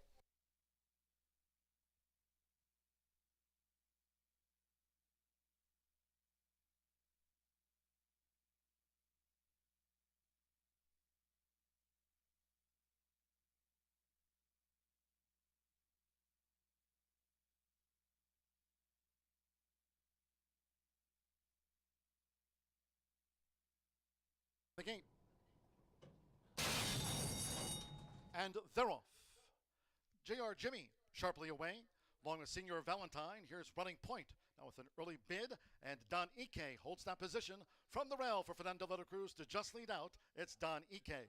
6 furlongs to go, and Don Ike is the early leader from JR Jimmy, and running point is 3 wide out to the stretch, with Senior Valentine running in 4th and nearer the rail. The outside is Wishmaster in 5th as they go to the back of this good course. Then to the inside is Oscar D and those Red Silks, who's racing 2 clear. From the outside, the newcomer Veneno Futuro struck with the rail. It's a break of a length and a half to American Bear, and Divot Digger has dropped back to last. 22.99 lead seconds for Don Eek. Don Eek dictates the field by 3/4 length. JR Jimmy staying right there with a gray leader, and on the outside is Wishmaster, 3rd in range. Senior Valentine holds the rail there at 36 feet as they go past the half-mile pole. Running point is 7 from Don Eek. Then comes Oscar D with Veneno Futuro struck. Farther back in the field to American Bear, and finally Divot Digger remains last. It's still Don Eek. Half mile, 47.83 seconds at the quarter pole, and Don Eek leads these maiden 2-year-olds for home. JR Ginny's right there with the bid. On the outside, Wishmaster now being ridden with the whip, and toward the inside is Senior Valentine. They're homeward bound, Don Eek. Don Eek's a furlong away.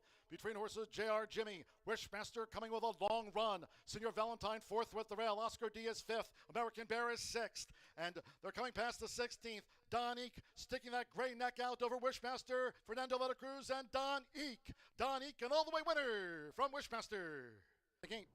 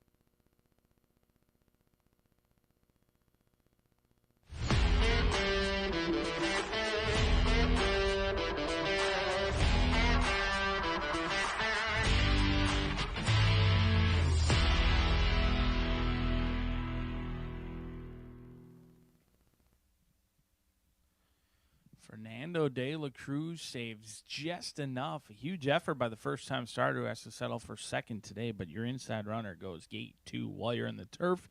Continues to play favorably to speed with the summer heat. Approaching August here at Horseshoe Indianapolis, but thankful to be back on that good turf course. Scratch 3, 6, 9, 11, 13, and 14 out of this event. 1 mile going to be the distance, and we kick off the late fire 5. 1 mile in here, and this is going to be one in which you're going to have a tough time, or at least I did, getting around Mitch, who's 9 to 5 on the morning line, currently 2 to 5 on the board, and I do believe it's here to stay when it's all said and done. Cipriano Contreras, Manny Esquivel in here at 2 to 5. An easy winner last time out, turned a 7-horse field into a 1-horse romp. And what is maybe even most surprising is this horse clearly ran professionally, sat off the pace, in fact, missed the break, and then kind of swooshed by while being widest in the lane. But going back to what I was saying about being surprised is when a horse wins by 7 lengths on debut, usually they go off favored. That was not the case. Mitch was the second choice that day and returned just over 3 to 2, which was a complete gift. Now, a couple of things that there are questions on with Mitch. Trying a fast track for the first time. Was that number significantly inflated on a sloppy track? That we don't know. Also, 2 turns. The way he sat off the pace and was able to kind of relax and be push button, per se, where he listened to commands from his rider into that sprint, tells me he's going to be able to relax and save something in the lane today. I think it's all about Mitch, but that's why we play the game. And Dreaming Bro may have something to say about that. This is a horse who broke his maiden for maiden 15,000, but he did break his maiden going 2 turns, and that's something that Mitch, your favorite, cannot say. Casares Racing Stables owns and trains this 4-year-old gelding by Always Dreaming, who finally finds a fast track. In fact, it's been since April 24th that Dreaming Bro has been able to find a fast track, and he hasn't been too bad in the rain. Being by Always Dreaming, you would think he liked the mud, and he did get his maiden breaking score in the mud. The money was spot on June 5th. He got hammered late, took all the late money, and he sat just off the flank of the leader and powered home an easy winner. He did find winners much tougher, but to his credit, not only was he taking on winners, he was also at the allowance ranks. It was a huge jump in class from maiden 15 to allowance $38,000, and he performed admirably. In fact, he beat over half the field home. He went off at 4 to 1, so he took some love as well, and he was only beaten by 2 lengths. He's proven around 2 turns. He's fairly unproven at this class level, as well as on a fast main track, as most of his successes come in the mud. 13 to 1, though. A value player underneath in here, as we see last time out on the turf, 5 to 2 winner, and your trifecta returns $164. Strangers Church is down on the inside. That's Louis Roussel's with Dan Simpson, a 3-year-old gelding by Unified, who's got 1 win from 7 starts with 3 second-place finishes to his name, and he gets Fernando de la Cruz aboard. He just won aboard number 1 last time out. He'll be aboard number 1 in here with the one they call Strangers Church. This is a horse who had a little bit of trouble last time out. He broke sharp, but he was checked in tightly on the rail. He broke from the inside. He broke almost too good, and then he found himself squeezed, and Little Jake just turned that into a 1-horse race. We're all accustomed to Little Jake stopping, and he didn't that day. And Strangers Church chased him admirably throughout. In fact, they ran 1-2 all the way around the racetrack, and Little Jake got a big number. He did post a big, big buyer that day. So I think Strangers Church's race maybe a little bit better than it would even look. A horse who's tested around 2 turns. This will be the second time this year he goes around 2 turns, and I think he should continue to improve and be better off being the second time around 2 turns today, with 1 mile being the distance, even a slight cutback as well. But let's take a look at this late fire 5. 11.99% takeout each and every day here at Horseshoe Indianapolis. One of the nation's lowest takeouts, and I'm going to single Mitch in my late pick 4, just as I did in my early pick 4. Race number 5, a race I'm going to go 1-9, simply because you almost have to go incredibly light or just hit the all button, because I don't feel overly confident on that race in here. I do like number 9, Bridgeport, a fair amount at 9 to 2, but it is anyone's game. You've got 3-year-old fillies trying the turf, going 2 turns on the turf. It's a race that if your wallet allows and your budget does allow, I'd recommend you go a little bit deeper. I chose to go significantly deeper in the handicaps. when Indiana breds run for some big money, chaos can ensue, and we've seen that. I think the First Lady Handicap, along with the Governor's Handicap, are two wide open races in here. As the riders getting the leg up, we kick off the Late Fire 5, which is bookended by a couple of handicaps, over $500,000 given away in purse money throughout the next 5 races, and you can't win this pick 5 if you're not in it. So do not get shut out as we're 3 minutes away from race number 4.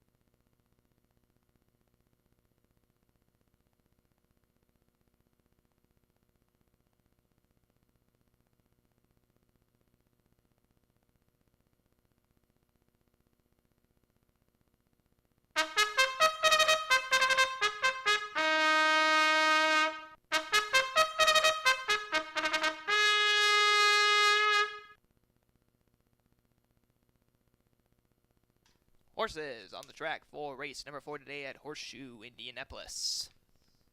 Kick off at the 50-cent pick 5, races 4 to 8.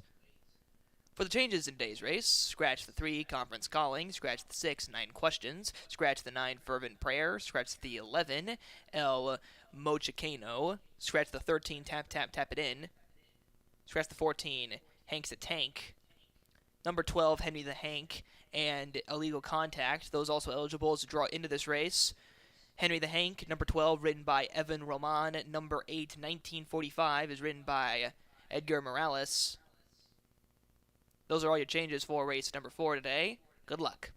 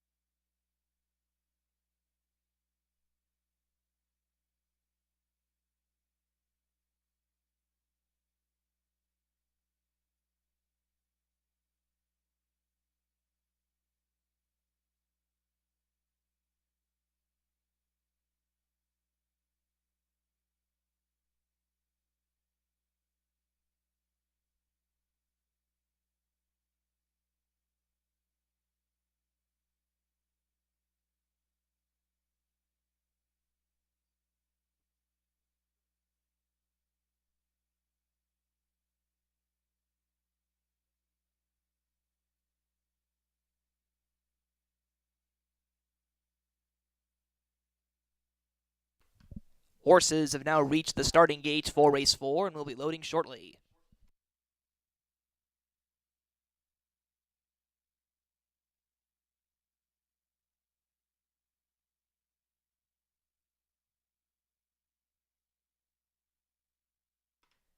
First in, Stranger's Church.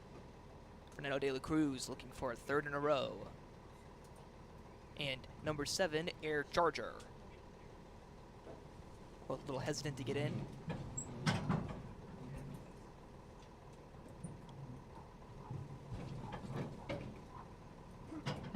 Chisel, the first of the 2 Klopp horses.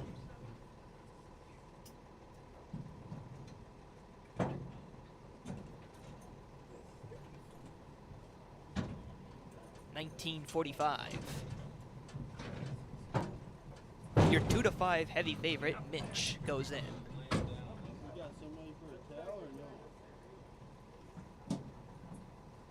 Bourbon Curiosity.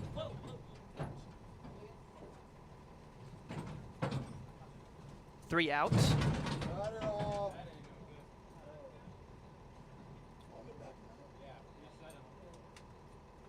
Ray, I'm gonna reset this horse.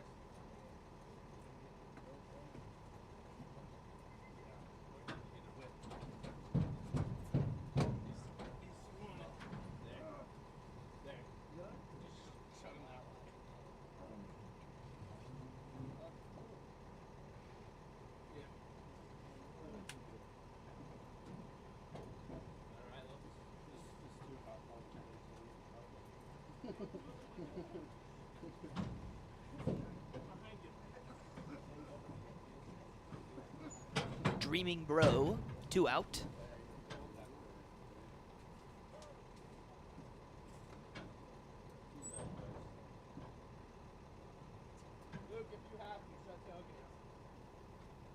Henry the Hank. And one more to go, and that is Illegal Contact, the other of the Klopp horses.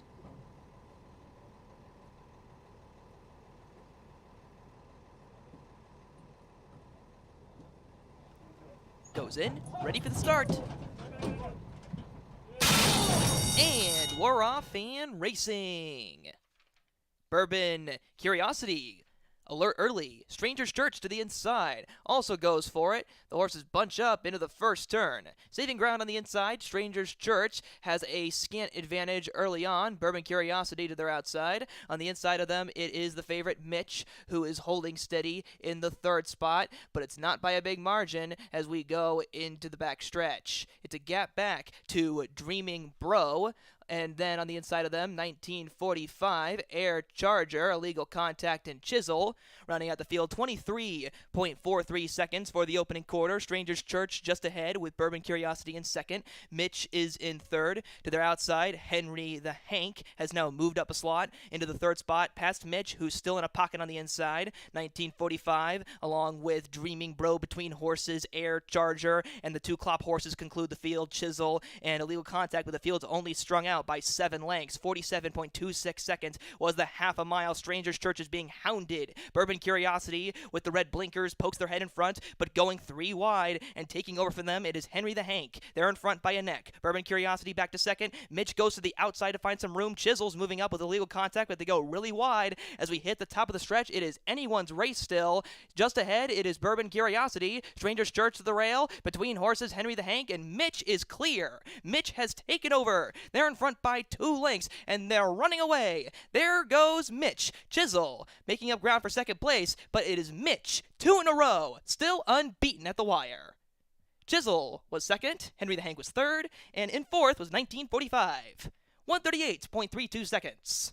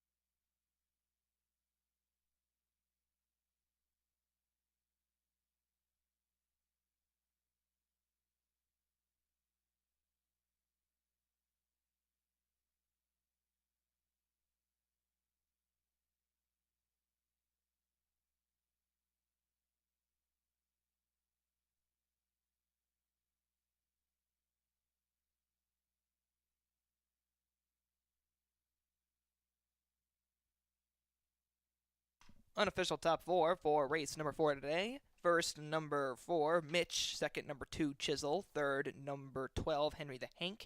And fourth was number 8, 1945, 4, 2, 12, 8.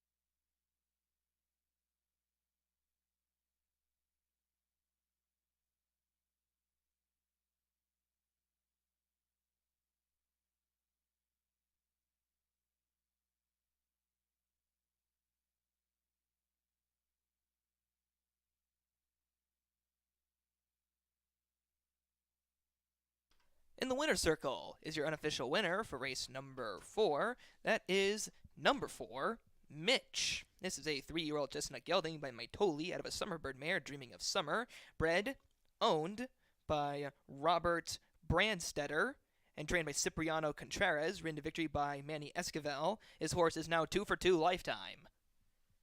Congratulations. Results are now official. We will have payouts in just a moment. Your winner paid $280 to win, $240 to place, and $210 to show. The runner-up, $12.80 to place, $7.20 to show. And your third-place finisher, $4 to show.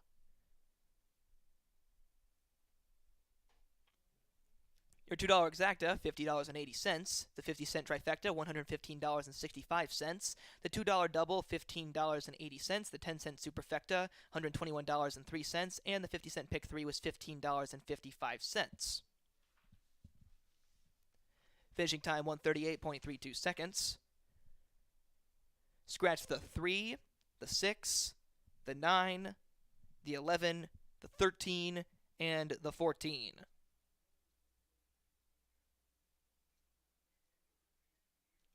Nine horses ran. Post time for race number 5 in 20 minutes.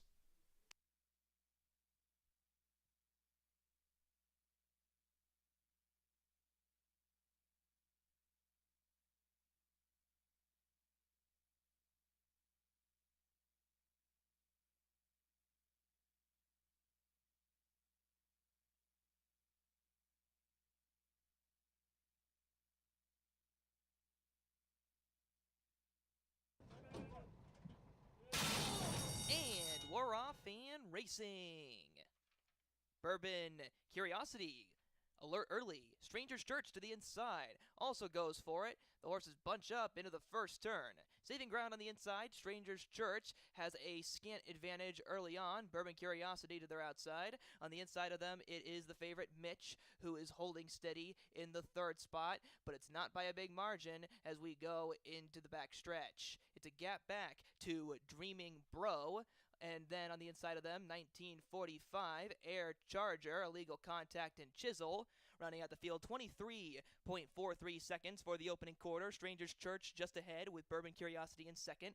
Mitch is in third. To their outside, Henry the Hank has now moved up a slot into the third spot, past Mitch, who's still in a pocket on the inside. 1945, along with Dreaming Bro between horses, Air Charger, and the two Klopp horses conclude the field, Chisel and Illegal Contact, with the field's only strung out by 7 lengths. 47.26 seconds was the half a mile. Stranger's Church is being hounded. Bourbon Curiosity with the red blinkers pokes their head in front, but going 3 wide and taking over from them, it is Henry the Hank. They're in front by a neck. Bourbon Curiosity back to second. Mitch goes to the outside to find some room. Chisel's moving up with Illegal Contact, but they go really wide as we hit the top of the stretch. It is anyone's race still. Just ahead, it is Bourbon Curiosity. Stranger's Church to the rail. Between horses, Henry the Hank, and Mitch is clear. Mitch has taken over. They're in front by 2 lengths, and they're running away. There goes Mitch. Chisel making up ground for second place, but it is Mitch, 2 in a row, still unbeaten at the wire. Chisel was second, Henry the Hank was third, and in fourth was 19. And we're off.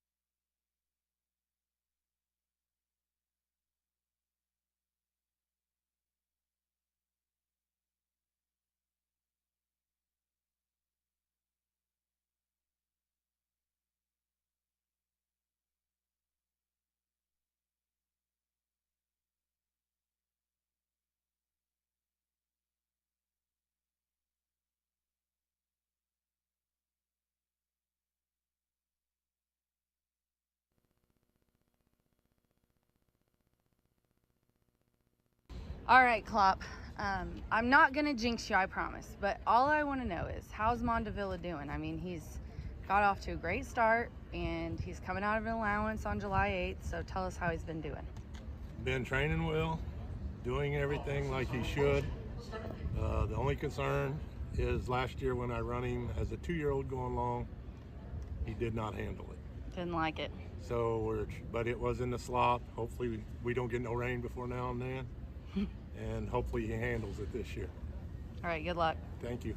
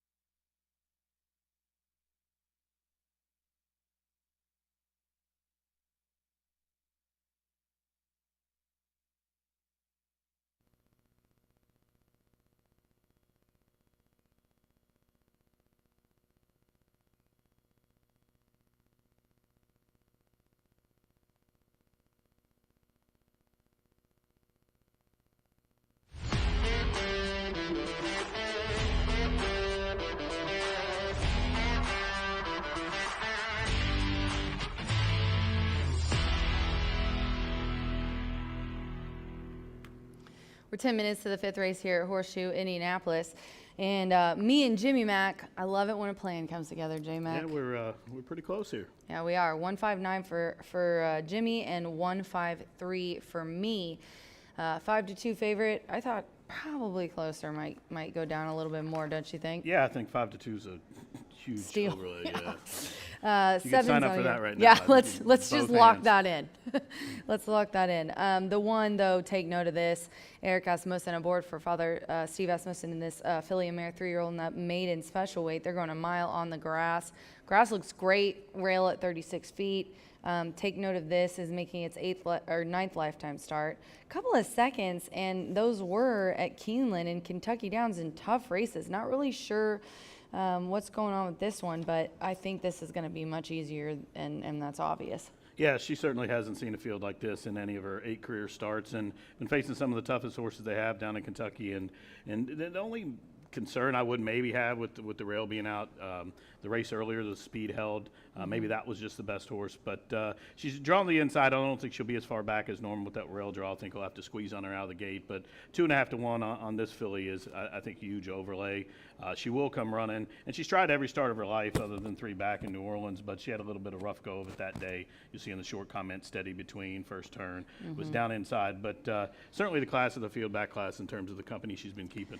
Yeah, and I was thinking the same thing on the rail on the inside. Since she likes to kind of sit back, she will have to send. And if you do go back to that Kentucky Downs try on September 8th last year, she was only half length off the lead at the start, kind of got back and was beating a neck. So she was in the beginning of it more than she has been lately. Yeah, and she did really good. Yeah, and they went to half that day in 45. Right. And, I mean, going a mile 3/4 was in 1:10, and she's, only 2 lengths off the lead. So that's, not even, 2/5 of a second. So she'll be forward. She won't be as far back as normal, and I think it's graduation day.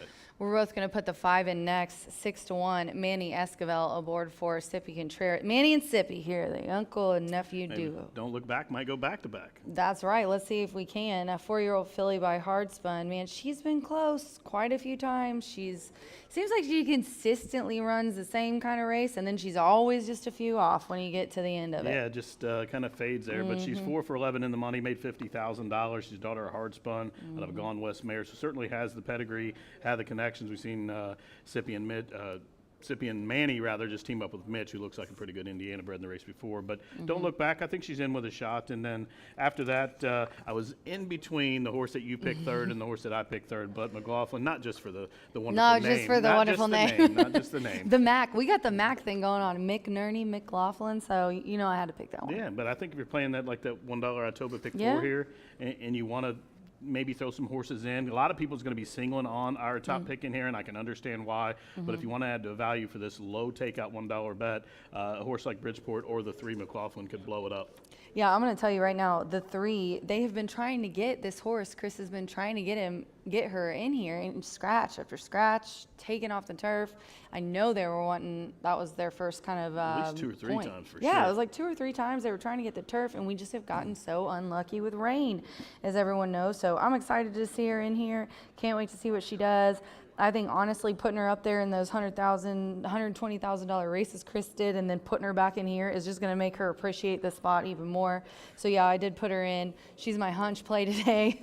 The 3 tongue out Wednesday here for her as well, and then the 9 Bridgeport for you. I love this one. I mean, he's close last time routing on the turf. You got to love Bridgeport. Yeah, she's another one that tries every time. She's well bred too. She's out of a distorted humor mare by more than ready, and making her a 7th lifetime start. Maybe the 7th start's a lucky one, as you see the assistant there, Kelsey, in the paddock with Bridgeport, and Alberto Burgos riding pretty good here as of late. This one just missed last start. She'll be running at the end. Whether she can run down the pace setters, we'll see. But she is 3 to 1, so taking some support, Rachel. But yeah, I would use those other horses. McLaughlin, like I said, that's a big price of McLaughlin. They've been trying to get this horse in long on the turf, and she will be forward. She will be on the engine. Yeah, I think she'll be ready to go. This does start the late Itoba pick 4, and I've gotten a lot of positivity. What do you think about the dollar? I know you love it. You're such a better I don't dollar. like it. You don't I like love it. You love it. Love it. I That's knew it. my favorite bet, and it's the low takeout in combination with it just With makes the it dollar, one of my favorite bets to play here all day. I'm always involved in both of them. The late one, a lot of times you'll see, and I know it's a bigger denomination, but you almost always see the $1 pick 4 pay equal to or greater than the 50-cent And pick. that's what's Especially most if you get a horse in the guys. first leg that's Yep. a short price horse. People want to get back involved. And the $1 base bet, I absolutely love it, as we're getting riders up here for the 5th, the start of that $1 Itoba pick 4. We have the 1 together in this race. Still, there it went down. Figured that was going to happen. Yeah, 2 to we keep 1. talking. 159 for Jimmy and 153 myself. I'm hoping that McLaughlin makes a good run of it today. Good luck, girl. This is also one of our Grayson Grass Challenge races. Thank you to everyone who's participated. Do want to give it a shout out to the Caesars team. Me, Jenna, and B hit the board there on that 3rd race. Had $22. I see you 22 to win on the winner. Paid $9. Man, I'm keeping score. I love it when you do that because someone else isn't. We're all about receipts here. We Rachel. are all about receipts here, Jimmy Mack. 4 minutes to post. Good luck, you guys.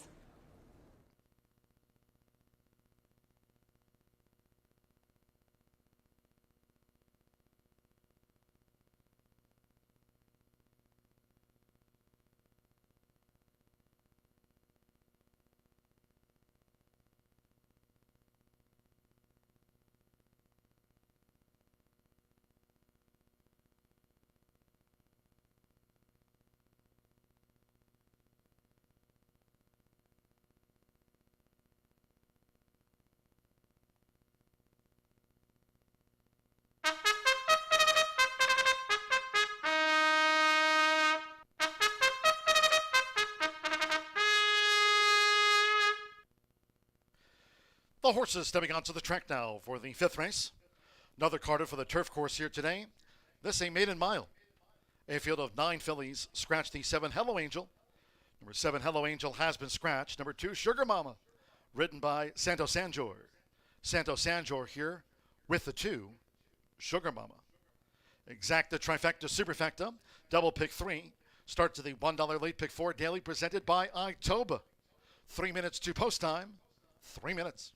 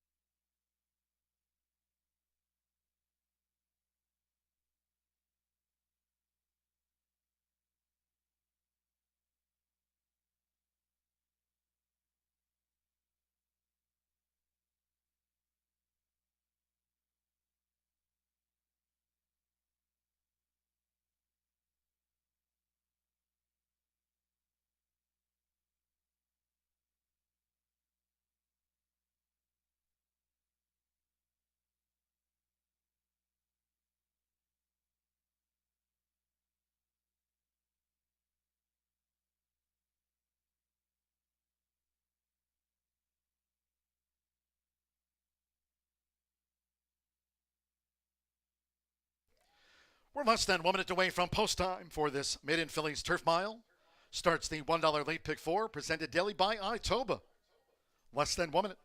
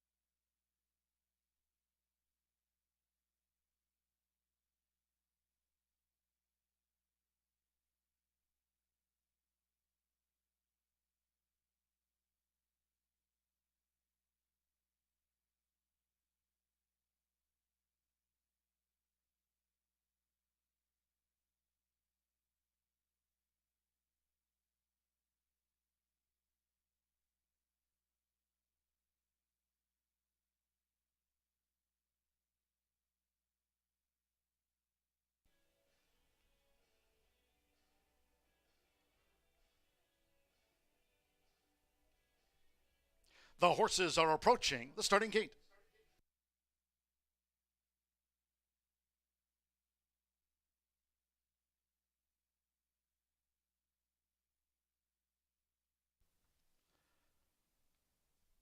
Maiden fillies crossing over to the turf course here at Horseshoe Indianapolis.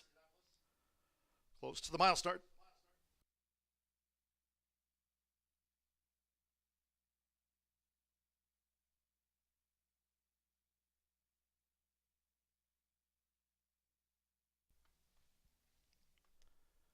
The horses have reached the starting gate. It is now post time. They're going in. Eric Asmussen with Take Note of This. The daughter of Ghost Zapper first into the starting gate. Loading for this maiden fillies turf mile. Now Don't Look Back. Manny Esquivel going for a double on the card. Teaming with Cipriano Contreras. After Mitch's mile win, Don't Look Back has joined Take Note of This. Now Santo Sanjo with Sugar Mama in the Black Silks. Alex Achard with Bit of Frost.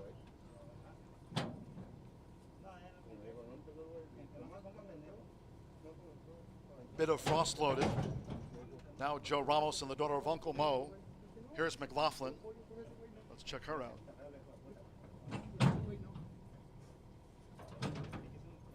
Luis Contreras with Nixon's time loaded. Marcelino Pedrosa Jr. win for Spike going in. Two back at the mile. Alberto Burgos with Bridgeport. Of course here good. One more. Keith Asmussen with Devastating. Like take note of this. Both of the Hall of Famer Steve Asmussen. They're in the gate. They're off. Don't Look Back in the middle. Toward the inside, take note of this with a white cap. Sugar Mama, prominent here in the early stages, along with Akeem McLaughlin, who joins as they make their way toward the first turn with Santo Sanjor. Sugar Mama to the early lead. A long odds leader is Sugar Mama, as McLaughlin is right there as they enter the first turn, just over 6 furlongs to run. And Devastating is 3 wide out to the stretch. In the meantime, take note of this as a ground-saving 4th as these leaders go to the back of the course. Bridgeport's in the orange cap running in 5th. Don't Look Back broke sharp, now in 6th with the rail. Joined out wide by Brit of Frost, and then comes Nixon's Time, who's running second to last, and will settle by Marcelino Pedrosa Jr., win for Spike Trails. The opening quarter in 22.97 seconds. Sugar Mama leads them at 66 to 1. Sugar Mama staring at another half mile. McLaughlin has been right there with the front runner, and here's McLaughlin. Joe Ramos and McLaughlin has made a move and has taken the lead with inside 4 furlongs to go. Devastating follows. Sugar Mama led, but now has lost a few spots. Take note of this as gaining inside a bit of frost between horses. 3 furlongs from home. Then further back to Bridgeport with Don't Look Back, Nixon's Time, and Win for Spite will have to pass them all. Half mile, 47.94 seconds. It's McLaughlin. McLaughlin's in front at the quarter pole. Devastating. Getting her cue now by Keith Asmussen as these maiden fillies straighten away. It's McLaughlin who leads for home here at Horseshoe Indianapolis. McLaughlin going for it. 1 furlong to go. Joe Ramos and McLaughlin leads Devastating now by 4. Sugar Mama toward the inside. Don't Look Back. Take note of this and Nixon's Time in between horses, but they're close to home. And here's McLaughlin. McLaughlin strutting her stuff. McLaughlin won by 3.5 from Devastating. Don't Look Back was third. Then take note of this and Bridgeport next.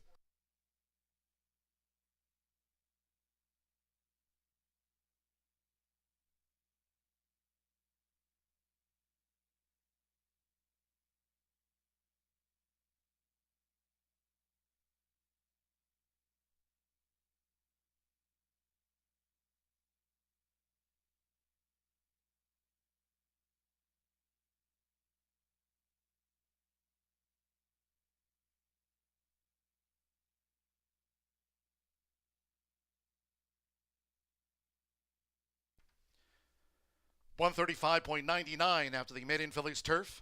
135.99, 310, 5-1, 3 McLaughlin. 5-1 first out to the maiden fillies ranks. 10 Devastating at 11-1 on the runner-up. 5 Don't Look Back at 7-2 was third after a mile. 1 Take Note of This. 3-2 fourth. Well, well, well. Here at Horseshoe Indianapolis, daughter of Uncle Mo. Joe Ramos or Chris Davis, a Walmart Farm win. She's McLaughlin.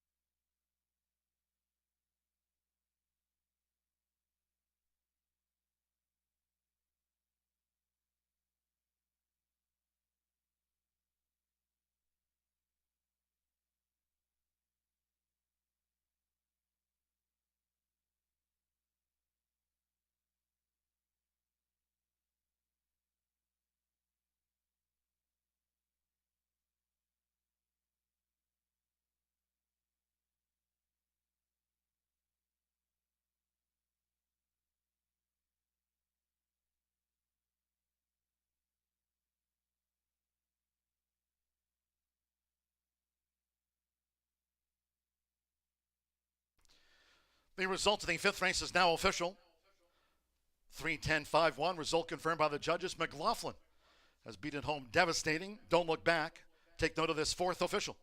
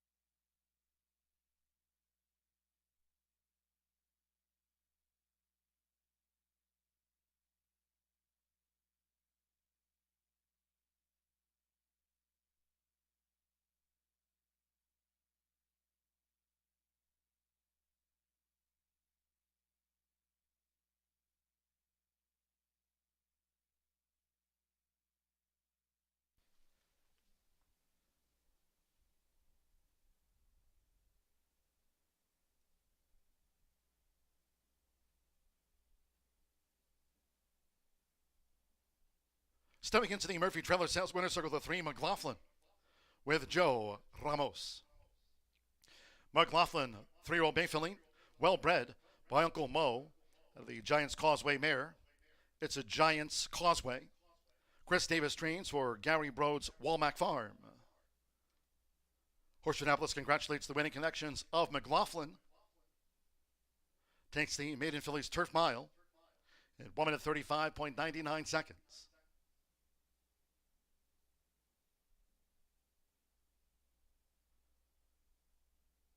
Here's McLaughlin with Rachel McLaughlin. Part of the Cody photo.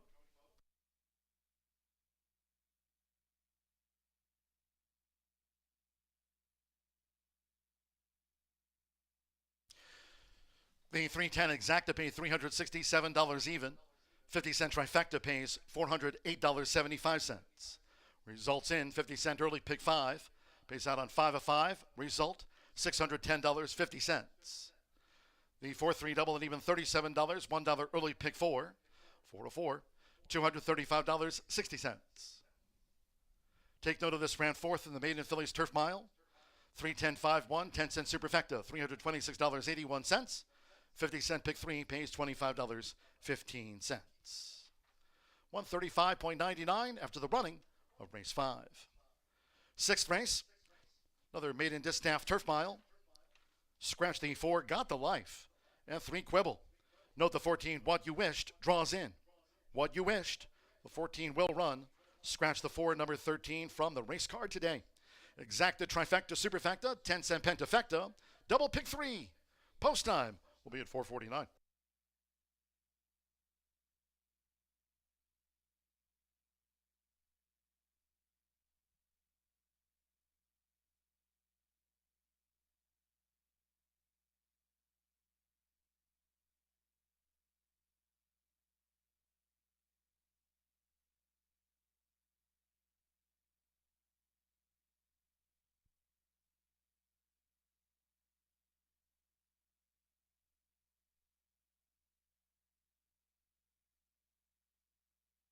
Famer Steve Asmussen. They're in the gate.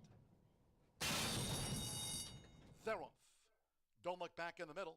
Toward the inside, take note of this with a white cap. Sugar Mama, prominent here in the early stages, along with Akeem McLaughlin, who joins as they make the way toward the first turn with Santos Sanjor. Sugar Mama to the early lead. A long odds leader is Sugar Mama, as McLaughlin is right there as they enter the first turn, just over 6 furlongs to run.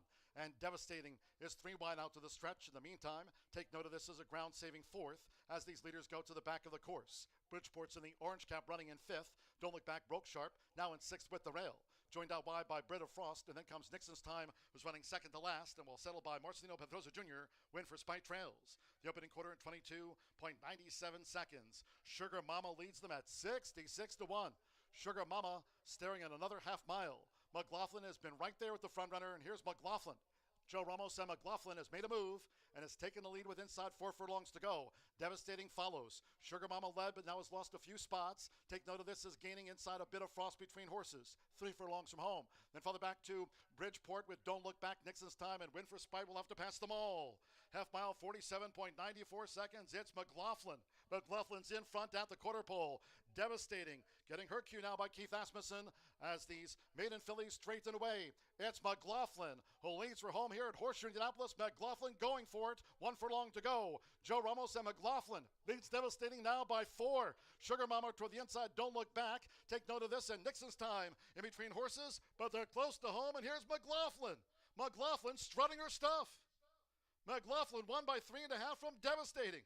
Don't Look Back was third. Then Take Note of This and Bridgeport next. Famer Steve Asmussen. They're in the gate.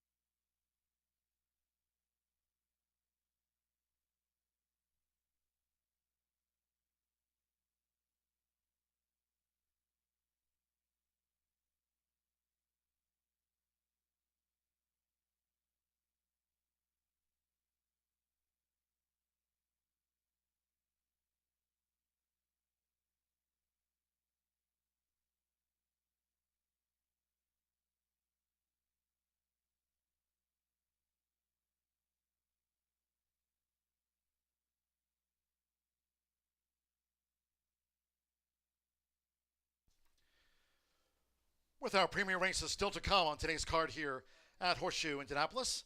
Between races, taking a moment to welcome and wish Michelle Robinson a very happy birthday from all of us here at Horseshoe Indianapolis today. Hoping you're having a great day with us here at the races. Michelle Robinson, happy birthday.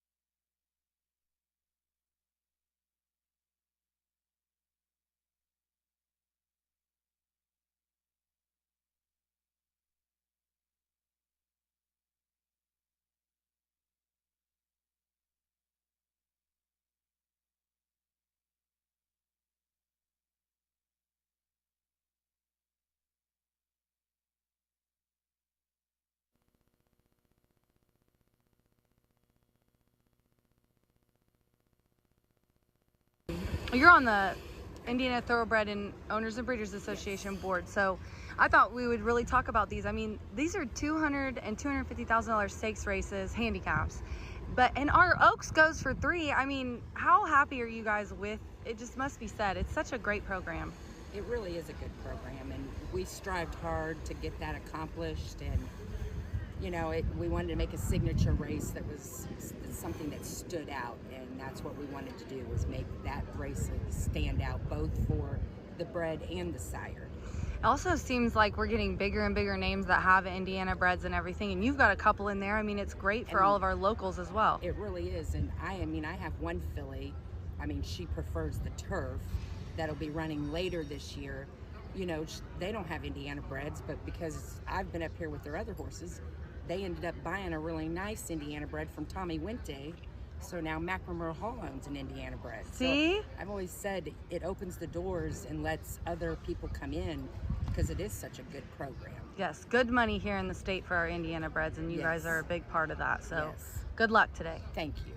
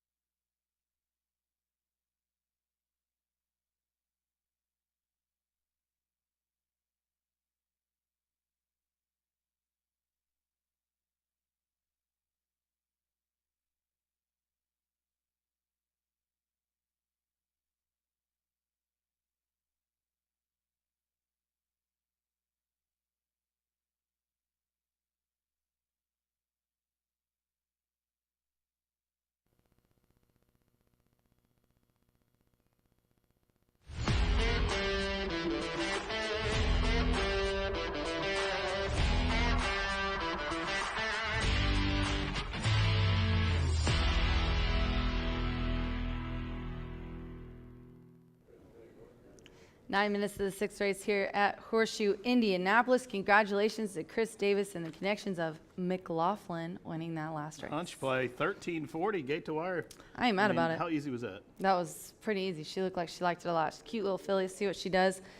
And Chris said we were spot on. He took her there to Kentucky and said, let me take her back to Indiana, get her a little easier, and I think she'll thrive. So that was definitely the case. Thrive she did, that $300,000 purchase. Yeah. Strutted her stuff, well bred, and went to the front, and looked like she had plenty in reserve. Yes, for sure. Let's talk about this 3-year-old and up Indiana bred filly and mare maiden. They're going a mile on the grass. The 13's out of here. The AE's, is the 14 in? Yes. Yes, Yeah, okay. 13's out, 14's in. Okay, so we're going to talk about the 9, though. Just wanted you guys to know that's not really going to affect anything here. 9's the favorite right now, 3-1. Pink Picture, Marcelino Pedroza, board for Tony Granitz. Tony loves the grass. He definitely is a kind of a turf trainer, 3-year-old filly. Tell us what you like about this one, Jimmy. Well, I loved her going into to the card. I don't know if I would call an audible and use some other horses in here. The 2 turf races we've seen Speed not get beat, but I don't think she's going to be that far back. 2 back. I like that turf effort. They've been trying to get her on the turf back on June 12th. She finally got there and just ran out of real estate, came running, but she was much the best. If you go back and watch the replay that day, she was the horse that should have been unsaddled that day, and followed up in the most recent start, fifth beaten 2 lengths. She was up against it then, had another nightmarish trip. I was just hoping for a clean trip. I think she's better than these. I don't know if there is a bias or not, or those 2 that won earlier were just the best horses, but Pink Picture should be close enough to win. I think she is the best horse on paper in terms of figures, and kind of a short price right now, 3-1, but I like her. Your top pick is drawn to the inside. Not taking much action, well, down a little bit from the 9-2, but with the scratches in there, I thought she'd be a little shorter price, and she just missed last start. Yeah, for sure. The 1 is my top selection, but really quickly, the 9, I think she's gotten in all that trouble, and then Tony adds the blinkers today. Maybe that'll keep her kind of focused. Keep her focused, and, yeah, and probably get her out on of the there. bridle and be a little more forward as well. That probably helped. 5th wheel, though, that Jimmy Mack was just talking about, 4-1, my top selection, Santos, Sandra aboard for Mike and Penny Lauer. Man, they have gotten me all year. Normally, I can spot the Lauer's horses pretty well just from, being around for so long, but they've been getting me. And I'm not going to let it happen today because I think that this girl has got a pretty good shot. She was really close last time, mile and 16th. He's dropping her down a mile. I think that she finally has figured it out. And Santos up again, which was probably a little bit of the difference last time. Hopefully dropping her down a little bit in distance isn't going to make that big of a difference. But inside, and she also comes, though, from off the pace. So that's a question mark as well. Yeah, but I think ultimately this horse has been wanting long and turf. I can see why you picked it. Her seasonal vow on May 13th. That may have needed that race, but ran a respectable enough race. She did get bumped around at the start. It came back, race was off the turf. And then when she got back out on last start off that brief freshening, she just missed, was second in behind Sudden Rise. And I think with the pedigree, I think she'll benefit from those starts over the track. And 3.5-1, I could see why you picked her. Let's talk about Swift B. Tom Medina. He knows where to put his horses here in Indiana. He's 20%, win clip 47% of the money. And him and Evan had some pretty good success together. Burgess Road a couple times ago, June 7th. They stretched this one out on the dirt. So now they're going to try turf here. I think that might be a little bit of the difference. Yeah, I think she woke up the last couple of starts this year, but most recently off that, 5-week layoff, going route of ground for the first time. She showed speed and stopped, but I think she'll be able to carry it a little bit further on the turf, and the way the track's playing, I like her a lot. She's 10-1 morning line, currently 7-1. If they let her go, she can make them pay and go coast to coast. We've got the 7 and the 8 to round us out. Let's talk about your 7 real quick, and then if we have time, we might talk about the 8, but Haziel, Ramos, man, a double already. He's looking for the hat trick here in this race, and I think he's got a good shot. This is a nice competitive race. I think so, too. She ran right in behind your top pick last start, where I think maybe the button was punched too soon, and she made the lead a little too early, and she found herself wandering around on the front end. But I know they've always liked this daughter of Tapiture. She's out of Tis Wonderful mare, but John Langmeyer with a good win on the card yesterday. He's always supports the Indiana program, and he always puts together some good matches here when he breeds these horses, so I have to like the horse. The 8 happy match is who I'm rounding out with. Bob Gorham for Fernando de la Cruz, also looking for a hat trick as the jockeys are getting the leg up and headed to the track. You can tell this one's wide open because me and Jimmy Mack kind of all over the place here. He's got 9, 11, 7. I include the 9 as well. I have 1, 9, 8. We're 4 minutes to post. Remember, handicaps, Premier Racing are coming up next. Me and J Mac are going to head down to the paddock. Good luck.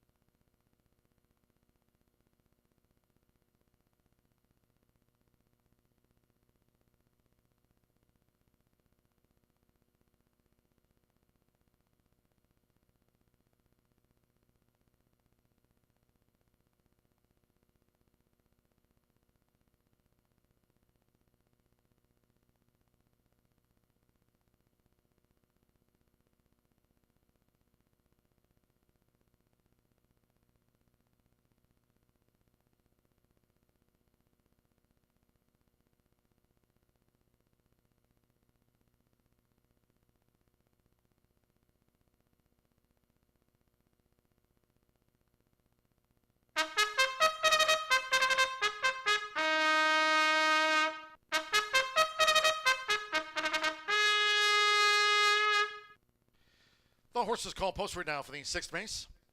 Maiden Fillies Mares Turf Mile, a field of 12. Scratch 4 Got the Life. And 13 Quibble was entered as a main track only. Course rated good. Scratch the 4 and the 13. Exacta Trifecta Superfecta. 10-cent Grand High 5 Pentafecta wagering featured here.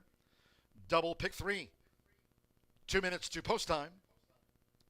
2 minutes.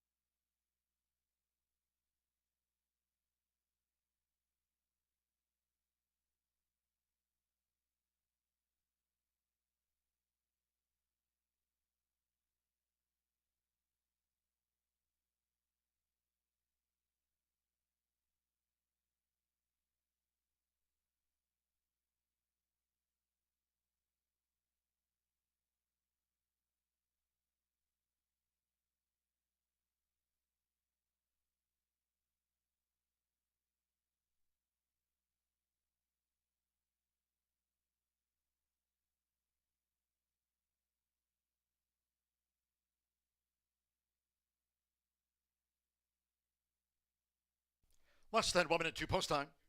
Less than 1 minute.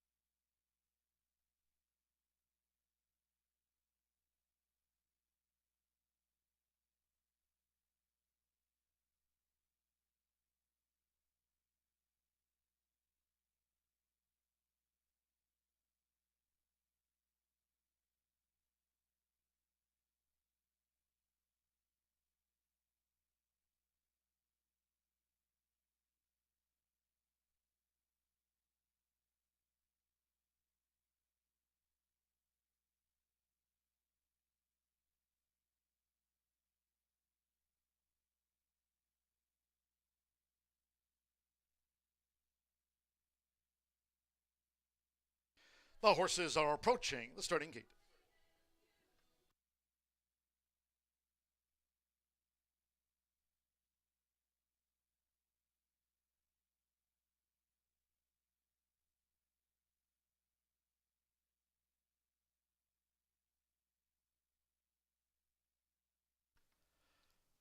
Final time today before our premier handicaps on the card. Crossing over to the turf course one more time today.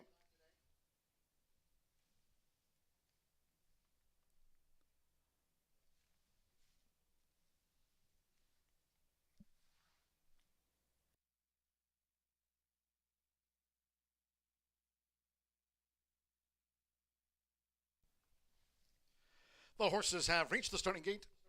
It is now post time. Loading Santo Sanjor, fifth wheel. The first of 12 fillies to move into the starting gate. One mare in here. Up comes Haziel. Joe Ramos already with a couple of wins on the card. Joined fifth wheel. Sammy Bermudez with Kennedy Heights went in well. The 5-year-old mare, Kennedy Heights. Now these final fillies. Fernando de la Cruz with Happy Match. Luis Contreras, Cover Art. Marcelino Pedroza Jr. here's Pink Picture now in the frame. Of course, good. Rodney Prescott, You're Cool.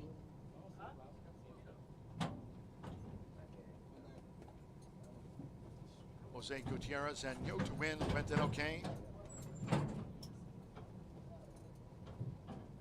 Orlando Mexico with Leah Maria. Evan Roman with Swift B in the blue. Two back. Alex Ajard with Annie Express. Pink Picture now into 9-5 favorite. One more on Dennis Callejo with What You Wished. Over the mile, they're in the gate.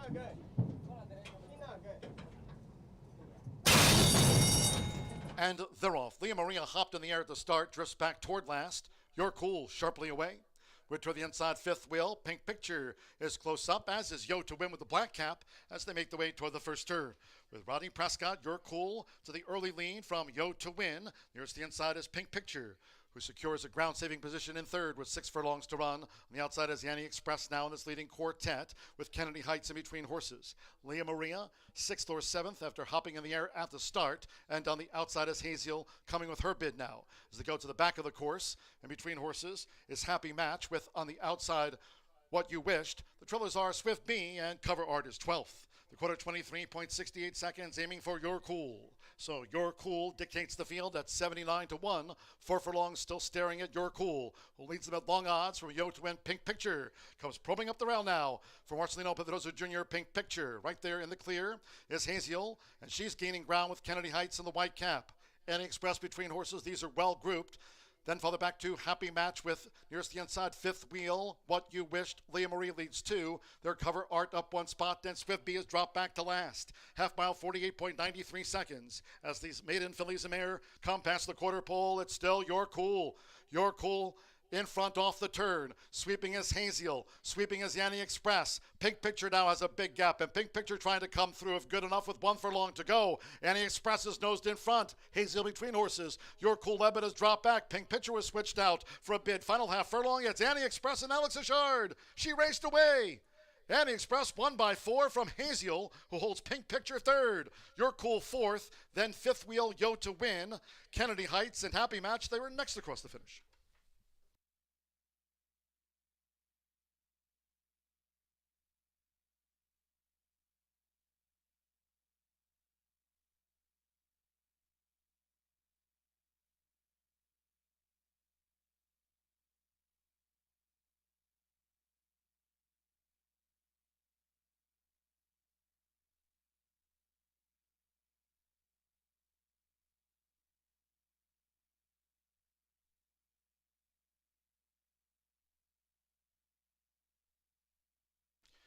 $136.58. We're standing by for the run order from the judges. Bombs away. 12-7-9-5-1. Here's the slow-mo 12. Annie Express rings it up at 39-1. Beats 7. Haziel 5-2 on the runner-up. 9 Pink Picture, 2 to 1/3. 5 You're Cool. That's 79 to 1/4 and 1. Fifth wheel, 5 to 2 gets into the Pentafecta. Yo to Win, Kennedy Heights Happy Match. There were the next fillies across with cover art Leah Maria. She hopped in the air at the start. Swift B, What You Wished. 136.58. Alex Ashard on this long odds winner for Chaz Retchie. Annie Express at 39 to 1 home.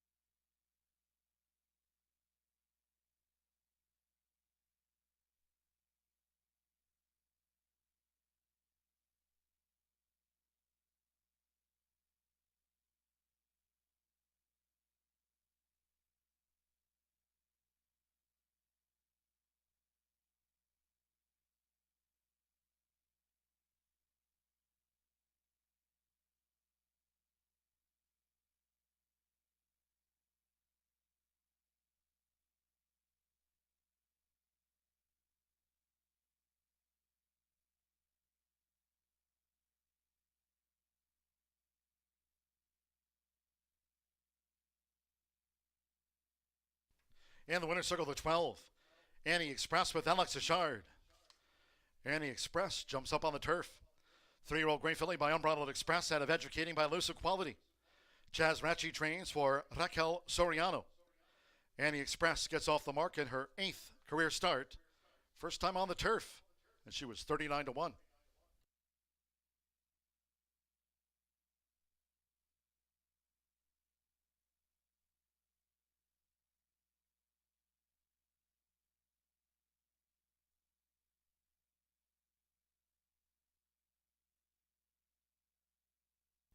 Sixth race official. We'll have a carryover in the Pentafecta. That onto the first of our handicaps, $4,092, 10-cent Grand High 5 carryover. That rolls on to the Indiana First Lady. 12-7 exacta paid $418.80. 50-cent trifecta, $399.95. 312 double, $882.20. 50-cent pick 3 on races 4, 5, and 6 pays out $188.35. And note that Pentafecta carryover onto race 7. With Your Cool back in 4th. 10-cent superfecta, 12.795. That returned $1,506.29. A 10-cent Grand High 5. That's a Pentafecta carryover. On to race 7, the Indiana First Lady of $4,092. And in the first of our premier races, race 7, scratch 8, Miss Candela. The 14, Tap Bonnet. 15, Charming Talisman. And 16, Sound the Siren. Scratch 8, 14, 15, and the number 16. Number 13, Totally Secret, a jockey change to Mitchell Murrell. Mitchell Murrell on 13, Totally Secret. Exacta, trifecta, superfecta, double pick 3 in that carryover for the Pentafecta and the Indiana First Lady of $4,092. Fast track. Post time will be in 21 minutes, due at 5:22.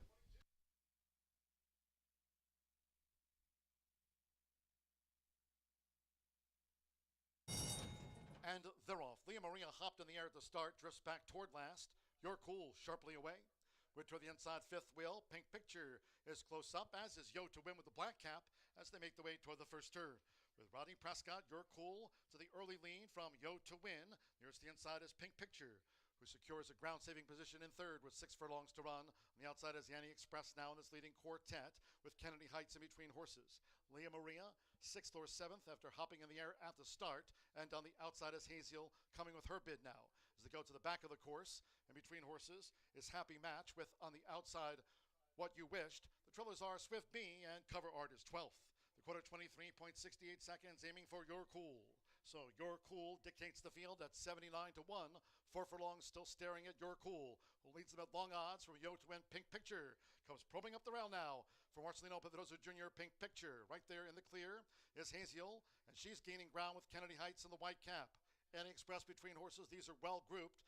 Then father back to Happy Match with nearest the inside fifth wheel. What You Wished. Leah Marie leads 2. Their cover art up 1 spot. Then Swift Bee is dropped back to last. Half mile 48.93 seconds. As these maiden fillies and mare come past the quarter pole, it's still You're Cool. You're Cool in front off the turn. Sweeping is Haziel. Sweeping is Yanni Express. Pink Picture now has a big gap, and Pink Picture trying to come through if good enough with 1 furlong to go. Yanni Express is nosed in front. Haziel between horses. You're Cool Lebbett has dropped back. Pink Picture was switched out for a bid. Final half furlong. It's Yanni Express and Alex Achard. She raced away. Yanni Express won by 4 from Haziel, who holds Pink Picture third. You're Cool fourth. Then fifth wheel Yo to win.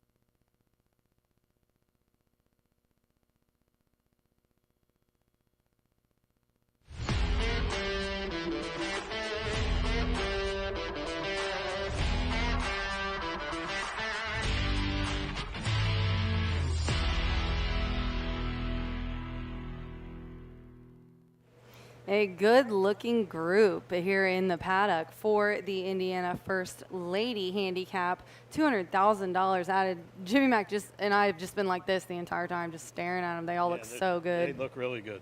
We're gonna go here with a long shot on top for Jimmy Mack. Love to see it. He had that 12 mixed in for some of his bets. I'm telling you, very nice $80 horse there. Jimmy Mack's known to do that.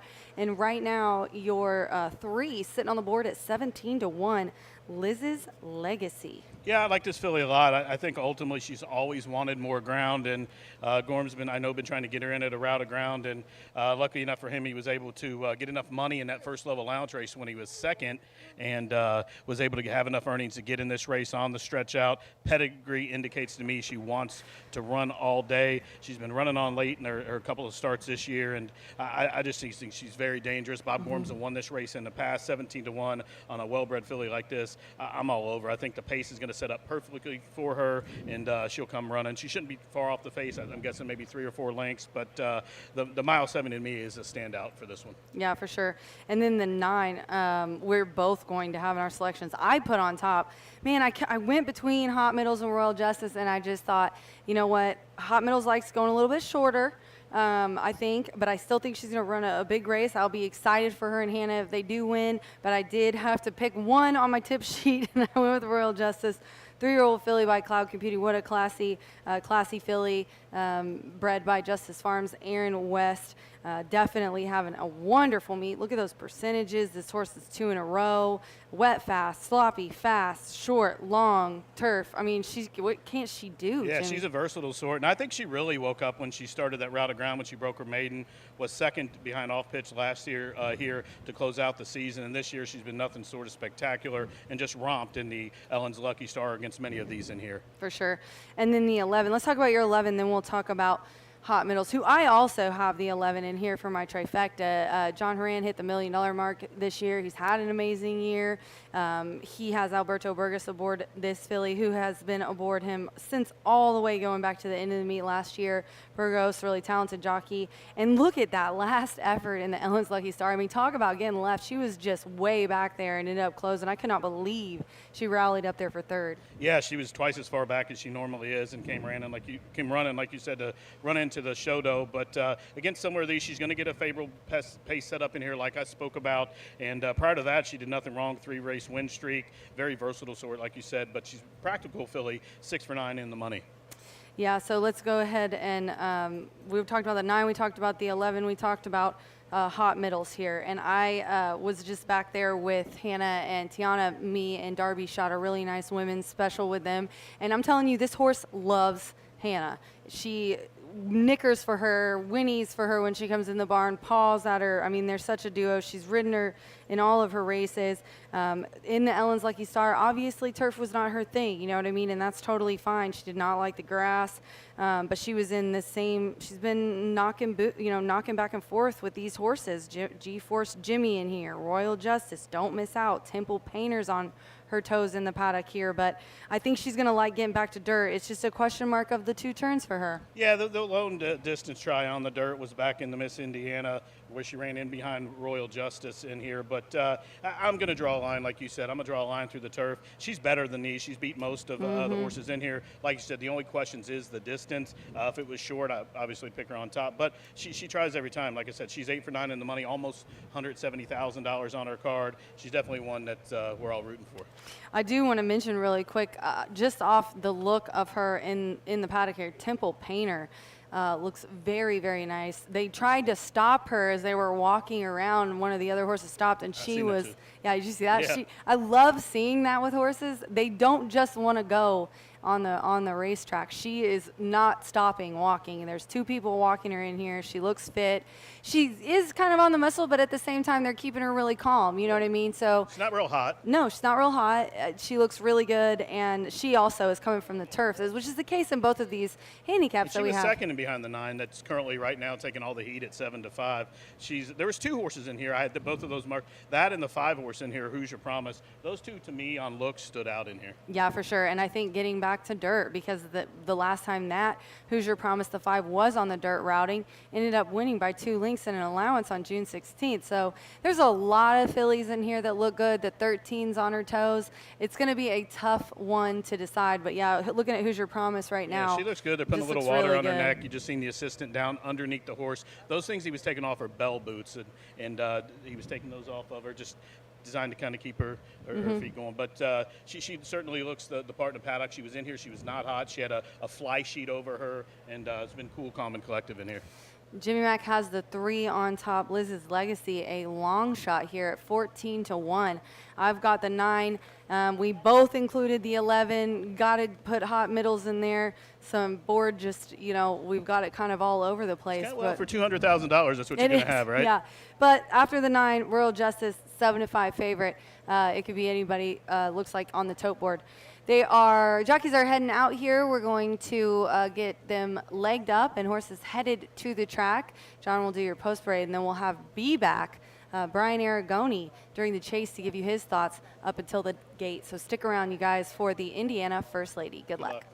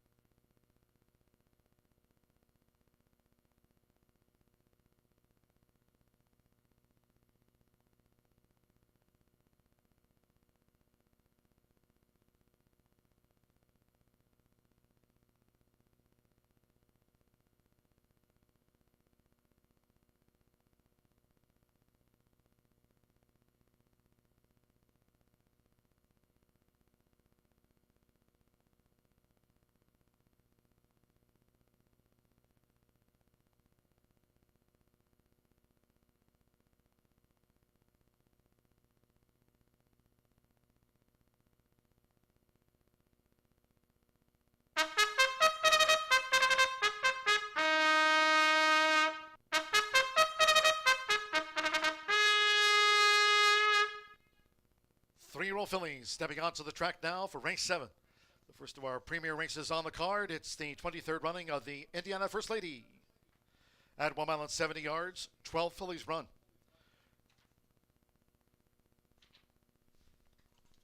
Here's scratch 8, Miss Candela. 14, Tap Bonnet. 15, Charming Talisman. And 16, Sound the Siren. 13, Matoli's Secret, Mitchell Murrell. Rides the 13, Matoli's Secret. Here they are, the winner, G-Force Jimmy. Samir Bermudez rides for Tony Cunningham. Trains Pamela Brinkley Hans, homebred. Following number 2, See You in a Bit. Partnered again with Santos Sanjor. Postword for trainer Gennaro Garcia's Southwest Racing Stables Incorporated. Bruce Murphy and Lori Murphy, the ownership. Number 3 is Liz's Legacy with Luis Contreras up. Riding for Bob Gorham. Trains for Mast Thoroughbreds LLC, Henry Mast. Number 4 is Temple Painter with Evan Roman. Trained by Rob Dobbs Jr. for Indiana breeder and owner Jim Edgar. Number 5, Who's Your Promise? Partnered again with Marcelino Pedrosa Jr. Tony Granitz trains for owner Dick Perkins in the orange and blue hoops. Number 6, Don't Miss Out. Jose Gutierrez. The call from Gennaro Garcia. Postword for Southwest Racing Stables Incorporated, Bruce and Lori Murphy. Number 7, She's Sorry, Not Sorry. Edgar Morales riding here in the Indiana First Lady for Mike Lauer. Penny Lauer's homebred. 8's withdrawn. 9 is Royal Justice, a winner of 2 in a row. Fernando de la Cruz back on board. The Cloud Computing filly for Aaron and West trains the Justice Farm, Greg Justice homebred. Number 10, Spooky Ridge. Joe Ramos with a couple of wins on the card. Here in the handicap for John Langmeyer's Spooky Hollow Racing Incorporated. Number 11 is Innisfree Last with Alberto Burgos. Postword for Heron Thoroughbreds LLC of John Heron. Number 12, Hot Middles with Hannah Leahy. To the gate for Tiana Richardville's Thirsty Acres Racing LLC, breeder owner. Drawing in 13, Matoli Secret. Makes up the field with Mitchell Morrill. Riding for KP Thoroughbreds LLC, Kathy Dent. And trainer Michelle Elliott's Elliott Racing LLC.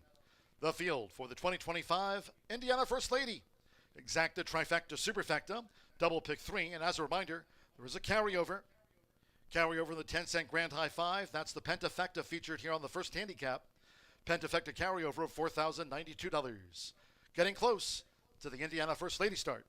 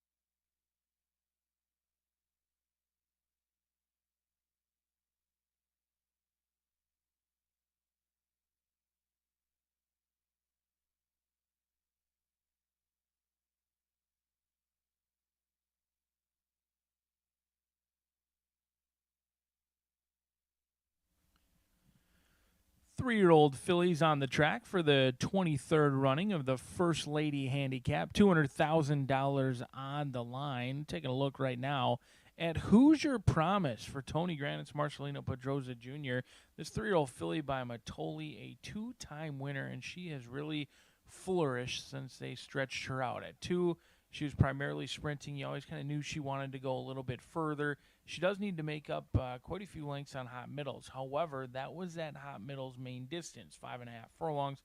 I think Who's Your Promise really relishes the extra ground today. Last seen on the turf Indiana Derby Day. My guess would be this one will be back on the turf in the future. But the ground could make all the difference in here for Who's Your Promise. Now, we do have a very warm day here in Shelbyville. It's 90 degrees with a feels-like temperature of about 99.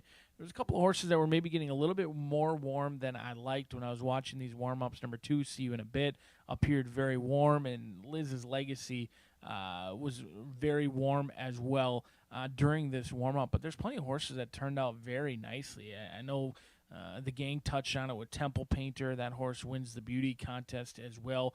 4, 5, 7, and 9 all looked excellent in here. These 3-year-old fillies, though, they're cranked and ready to rock and roll. 1 mile and 70 yards for $200,000 on the line. The 23rd running of the First Lady Handicap coming at you next. The horses are approaching the starting gate.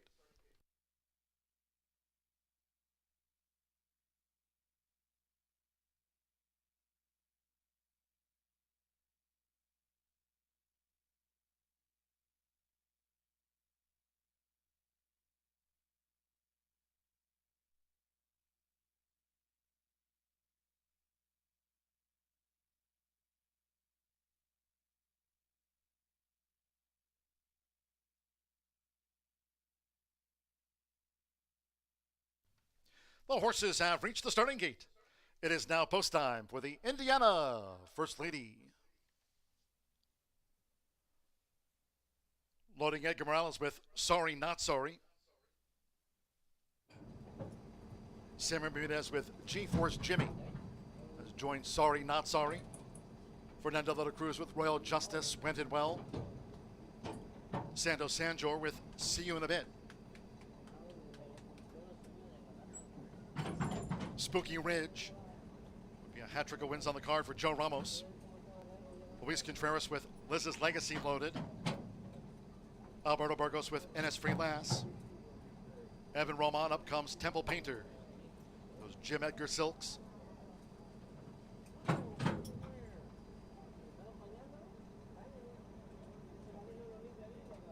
Marcelino Pedroza Jr., Hoosier Promise. Dodoro Matoli, Orange and Blue Hoops. For Dick Perkins, here's Hoosier Promise.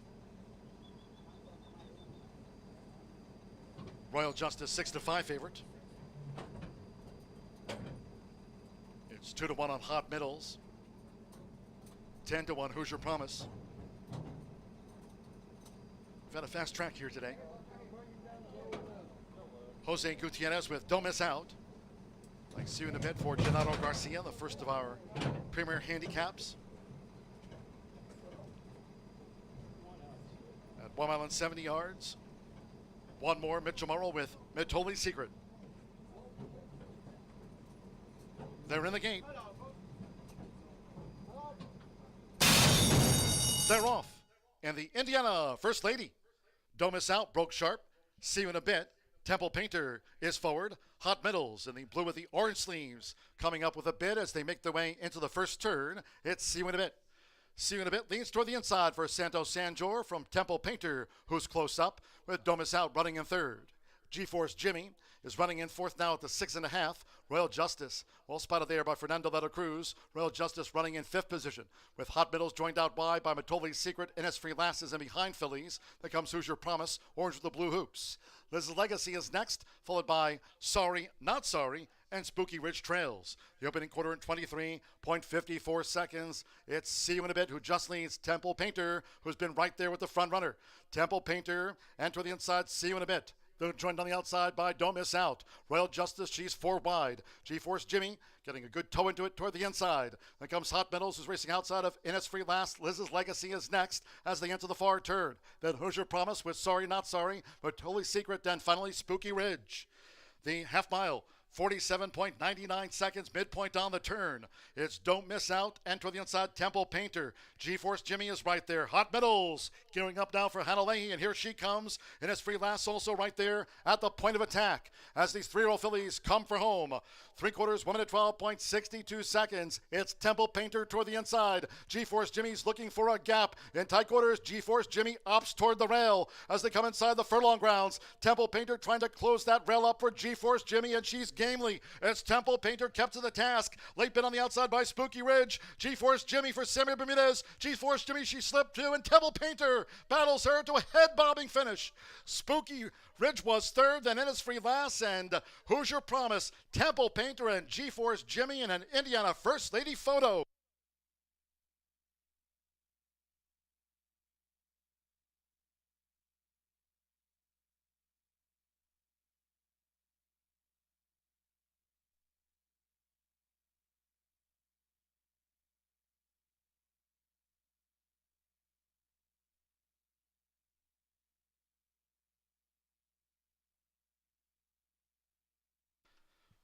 .143.56. This is a win photograph after the Indiana First Lady. Desperately close. Here's the slow-mo. Who will it be? 143.56. Spooky Ridge will be back in third. Enes Freelas fourth. Hoosier Promise fifth. Don't Miss Out with Hot Middles. Stand by for the result of the win photograph in a battle that's come down to a photo.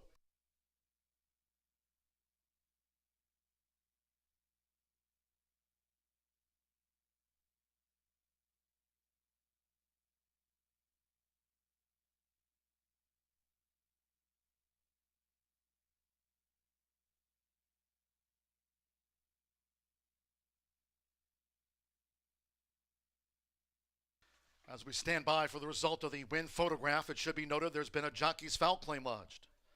Sammy Bermudez was on number 1, G-Force Jimmy, part of that win photograph. The rider of the number 1 is alleging interference by Evan Roman on 4, Temple Painter, part of that photo. Alleging interference close to home. It's gone to Temple Painter. 4, 1, 10, 11, 5. Jockey's objection, hold all bets. 4, Temple Painter first. 1, G-Force Jimmy was second. Number 10, Spooky Ridge third. 11, Innisfree last fourth. 5, Hoosier Promise fifth. 4, 1, 10, 11, 5, the unofficial. Once again, Sammy Bermudez on 1, G-Force Jimmy, who just missed, is claiming foul against Evan Roman on 4, Temple Painter, alleging interference close to home.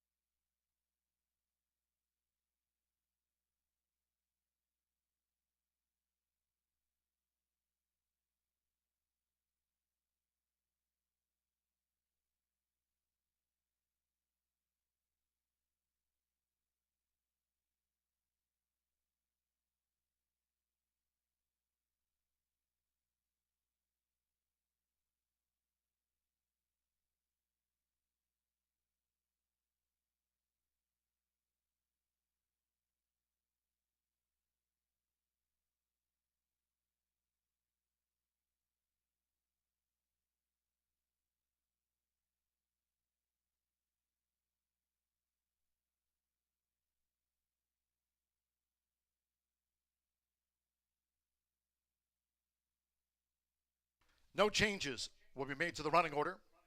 The jockey's claim of foul has been disallowed.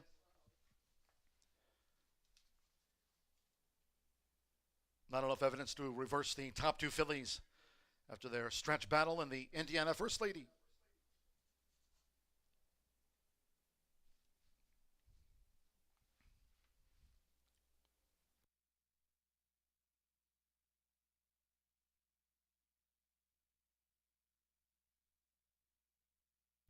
Returning to the Murphy Trailer Sales Winner's Circle, number 4, Temple Painter with Evan Roman.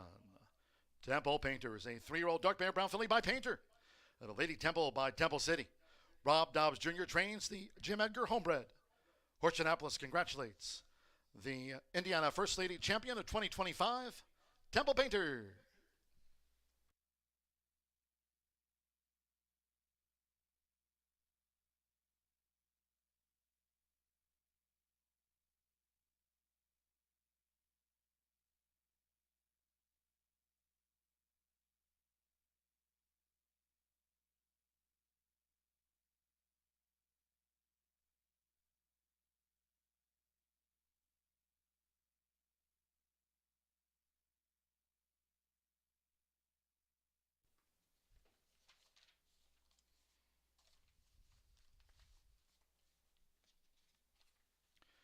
The result of the 7th race, the Indiana First Lady official. Hoosier Promise was 5th for the Pentafecta results in.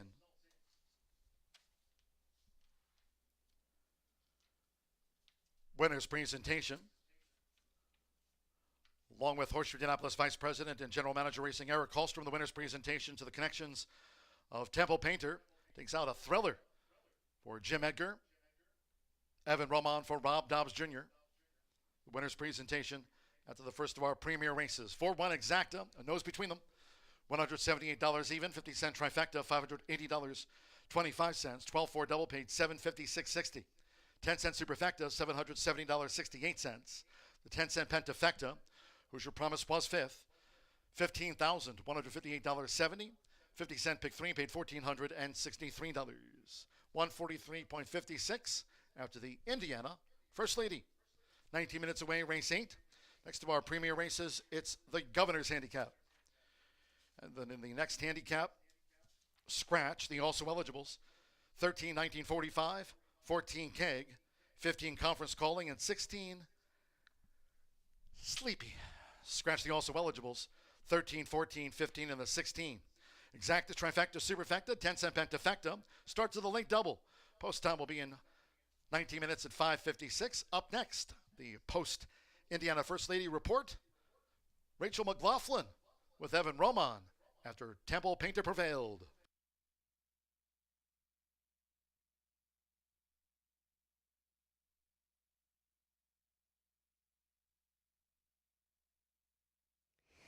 The Indiana First Lady goes to Temple Painter. Congratulations to Rob Dobbs, trainer. This is your second time honor. Walk us through the trip. You said you kind of set second and opened up when you came in the turn.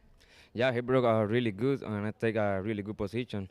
So I think a little behind in second position, but I need to make the move a little early because he feel the pressure and they start moving. So I try to be in front and to be in the clear. And when she feel the pressure in the stretch, she responds very well again. She's fighter. I was in the paddock and I was saying, based on all of them on looks, she was on her toes. She did not want to stop. She looked like she felt really, really good today. Did she feel good when you had her on the track before the race?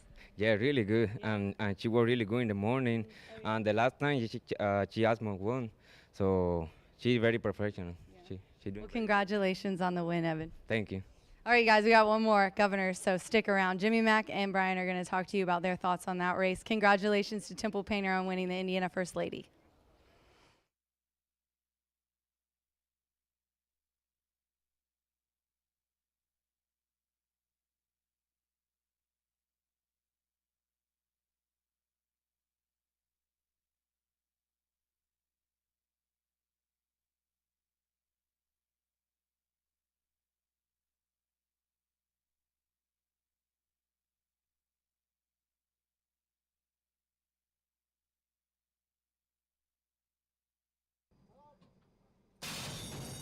They're off.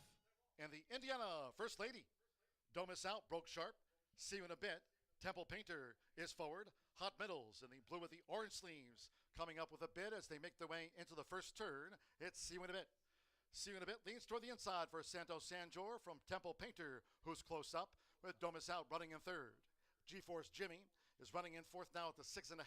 Royal Justice, well spotted there by Fernando Letta Cruz. Royal Justice running in fifth position with Hot Middles joined out wide by Matoli's Secret, Innisfree Lasses, and behind Phillies. There comes Hoosier Promise, orange with the blue hoops.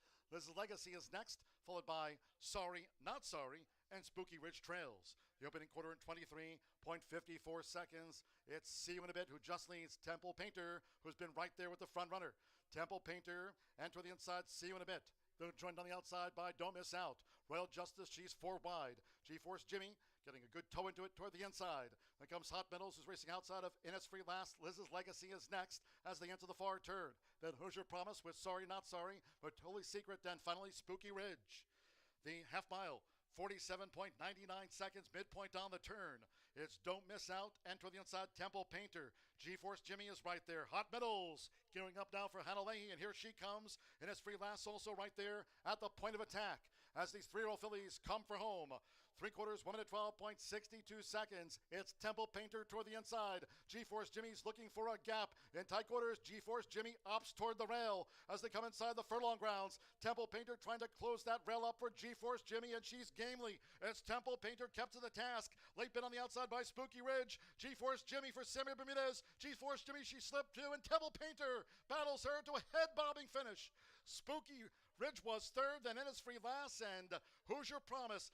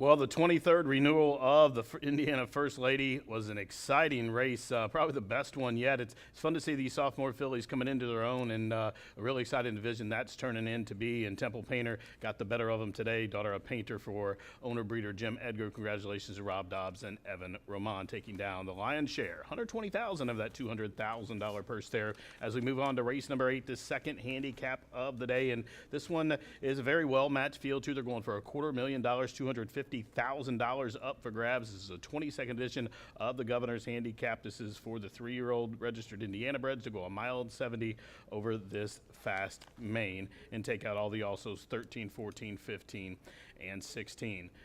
Pay attention close to this race as well, because the pick 5s and pick 4s, according to the will pays, we could possibly have a carryover should the 5, 9, and 10 not win. We'll have some sizable carryovers coming at you tomorrow. Anyway, closer look here as we take a deep dive into the Governor's Handicap. Full gate of 12, standing room only, and I'm going to go to the inside for my top pick, number 1, Sir Baji. Now, this one is on a 2-race win streak, and kind of a versatile sort. Won last time when turning back to the 6 furlong distance, and the time before in that first level allowance race when won the first level allowance race from just off the pace, was a winner by 3 lengths. And this horse has always had a license to be a good horse. 8 starts with 3 wins, 1 second and 2 thirds. So 6 for 8 in the money, 3-time winner over the Indiana Dirt, almost $150,000 as you see Gennaro there sponging him off. And this one broke the maiden against Open Company. He's always wanted a route of ground. They debuted him short. He was 4th against State Breds, come back at a route of ground against Open, meaning not Indiana bred, restricted maiden special weight, and won. Tried him in a couple non-winners of 2's Open Company. When he came back to the Indiana Breds, he was 3rd behind a horse in here named Monda Villa, and then was 2nd behind Breezy Justice. And since that, this year he's a perfect 2 for 2. And I like his chances in here. He's getting some support at the windows, down from that 8-1 morning line to 4-1. And I think Sir Baji has a very, very big shot in here in this well-matched field. Now, number 9, Mon de Villa, has been a really good one for Randy Klopp and Liz Klopp and Jill Patrick, the co-owners of this horse. This one is a 4-time winner from 8 starts, made over $200,000, and Joe Ramos will get the return call. Joe has ridden this horse in each of his last 4 races, and the last race was 2nd, just missed. That was against Open Company. I spoke about that Open Company. It was in a first level allowance race for the restricted 3-year-olds. Did not won a race other than, and this one winning all Indiana bred races, was eligible for that. And I just think maybe was coming back a little too soon, and gets back to state breds here. And the route of ground really doesn't concern me. I just think that route of ground you'll see back on November 14th close into last year. I don't think the horse liked to slop, but the horse is going to get a favorable setup in here. And 4-1 right now is a pretty big price on a stake winner. And like I said, 4-time winner from 8 starts, tries every time, shows up. And there's another one I think is versatile. He can go the front and walk the dog, or if the pace is too hot, he will raid, he will relax. And Ramos has spoke about this horse. He can just turn him off and get him to relax. And when you call upon him, he will give you his all, that gray son of Mandavi. Now to the outside, number 10, Chicory Blaze. This is one of the 3 in here that will pay the pick 5 and pick 4s. And Rodney Prescott looks to give Rob Dobbs the handicap double. And this is another one who's certainly been impressive, just lightly raced for this 3-year-old. He's raced 4 times, debuted last year, August 14th, and was 2nd at a route of ground. Came back, won by 9 lengths. They put him away for the year and came back here in a seasonal effort and was 2nd and behind Face the Future, who is in this race from the Danny Simpson barn, and then was the winner of the snack race. That was on the turf. So the horse definitely likes the route of ground. I don't think he minds the dirt or turf. Certainly looks the part in the paddock, and this is another one if need be. He's drawn to the outside, so Rodney can probably squeeze on him a little bit to get some position into the first turn if he finds himself unchallenged on the front. Again, this one is another one that will rate. If not, he can will go to the front and relax, or he can stalk him. I just think this is going to be a rider's race, a very, very well-matched field. However, some horses show speed, some will rate, but I like this horse's chance at 7-2, and to give Rob Dobbs what a day that would be if he could take the First Lady at that $200,000 purse, of course, with Temple Painter, and come back in here with Chicory Blaze for $250,000. These 3-year-old Indiana breds would be certainly a feather in his cap. As Rob Dobbs starting to heat up here, his horses kind of appeared to need a race or two early in the meet, but they're certainly running through the bridle right now, as we have just about 5 minutes to post here for the 22nd edition of the Governor's Handicap. Sir Baji right now 4-1. Mondavilla, the 9-horse, my second choice, is 7-2, as is my third choice, number 10, Chicory Blaze at 7-2. Taking a little bit of support right now, breaking from the far outside, number 12, McAdoo. This one just missed in behind Chicory Blaze last start for the Foley Barn, but very well matched field here. We're about to get riders up orders, and Mr. B will be back to take a closer look here on his thoughts on the 22nd edition of the Governors. Good luck.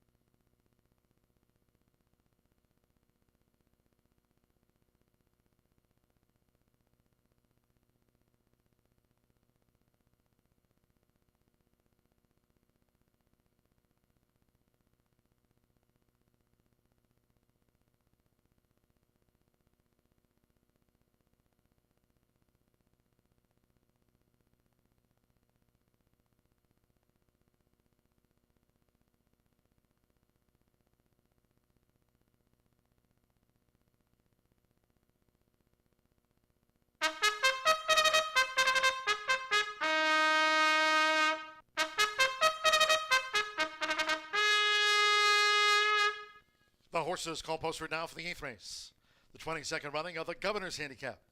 At 1 mile and 70 yards, a field of 12, scratch the also eligibles. 13, 1945, 14 Keg, 15 Conference Calling, and 16 Sleepy, scratch the also eligibles.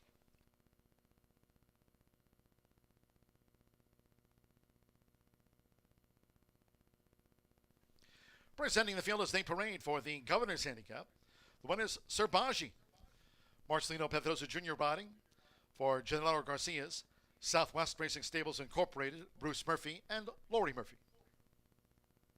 Number 2, Slam Dunk Justice with Santos Anjor.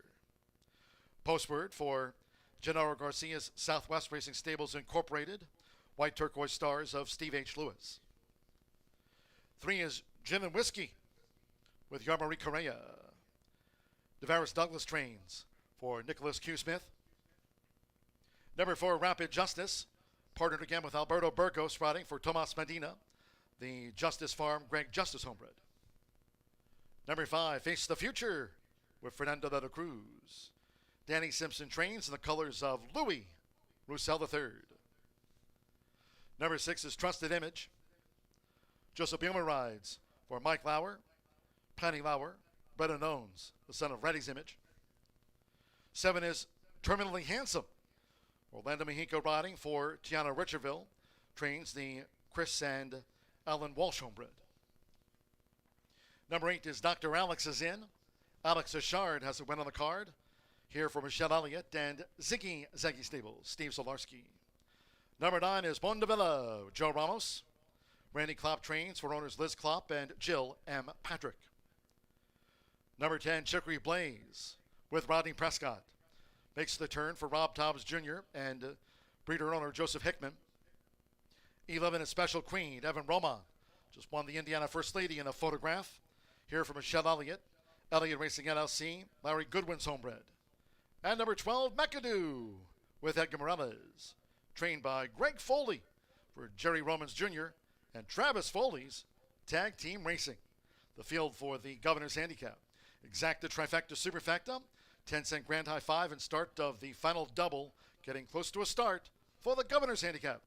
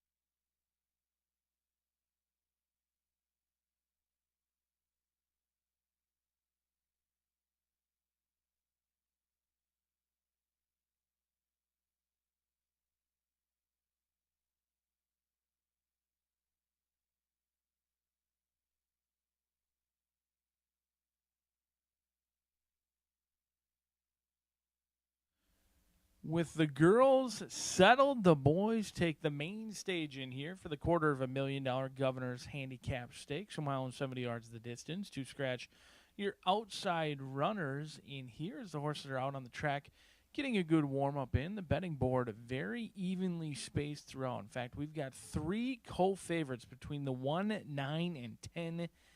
Jimmy's got it all figured out. He's got all 3 co-favorites in his top 3 selections, but on your screen now is the good-looking 12-horse McAdoo, who's warming up very nicely. That's a horse who had primarily been seen on the turf and has really become a new animal on the turf. Now the question is that horse in such good form since the switch to the turf, or has a light bulb gone on for this 3-year-old son of Harry's Holiday? Edgar Morales sees fit to bring his talents and services to Horseshoe Indianapolis, and McAdoo was last seen as the favorite on Indiana Derby Day, losing to Chicory Blaze, who's co-favored in this spot, but only lost by a photo finish that day. We'll see if McAdoo, who's a much more generous price at 9-1, can get the job done over Chicory Blaze, who's taken a ton of action. The good-looking gray is Mondavilla. There's plenty of doubters that don't believe this horse can get 2 turns, and frankly, I question it myself. Mondavilla is a complete monster, much like we've seen with Hot Middles.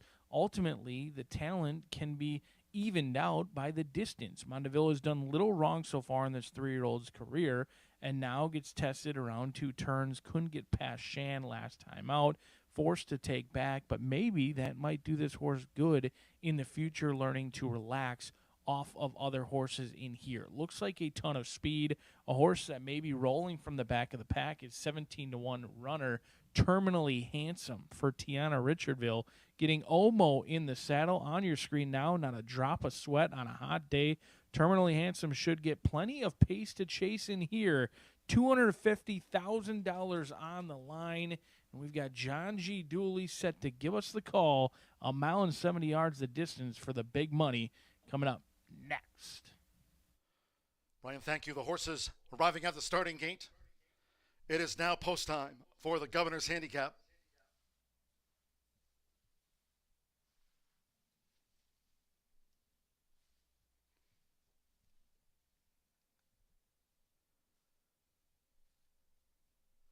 With Marcelino Pedroza Jr., Sir Baji, the first of 12 to come up. Orlando Mexico with Terminally Handsome.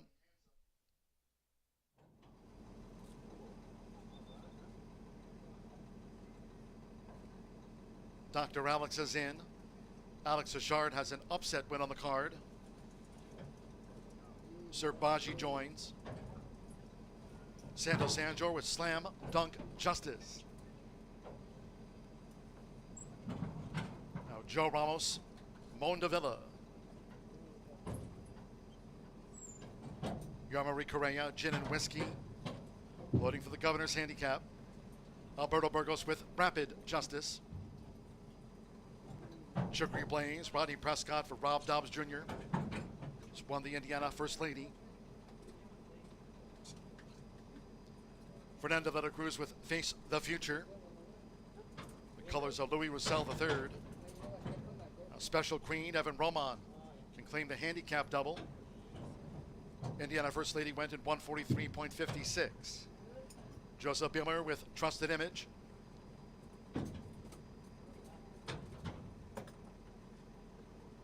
Chicory Blaze, a 2-1 favorite.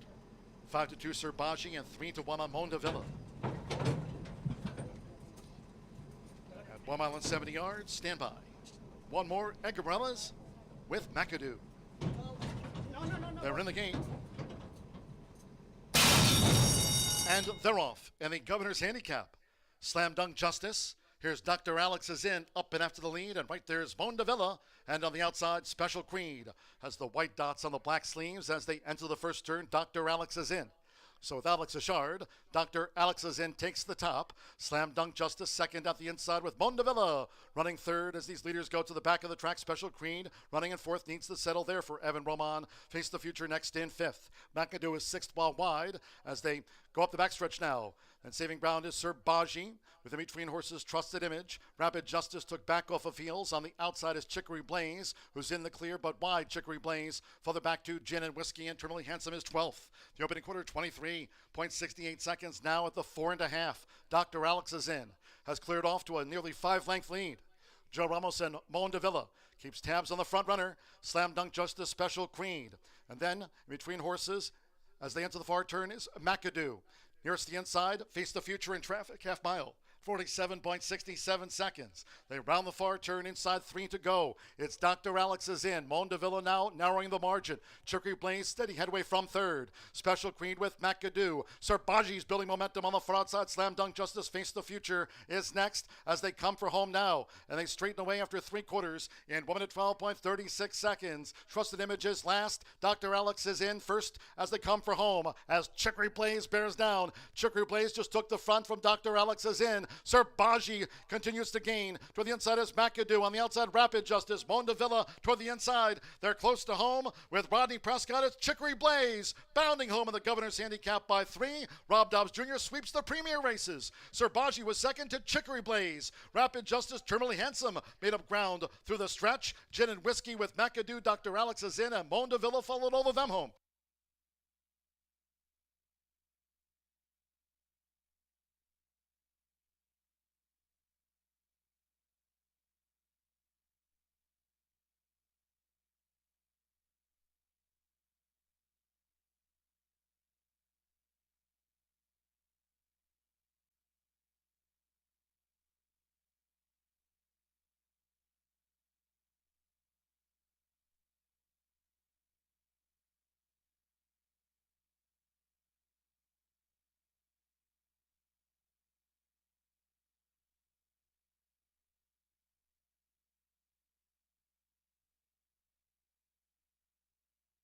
.142.46, 10.14, and then a photo 10.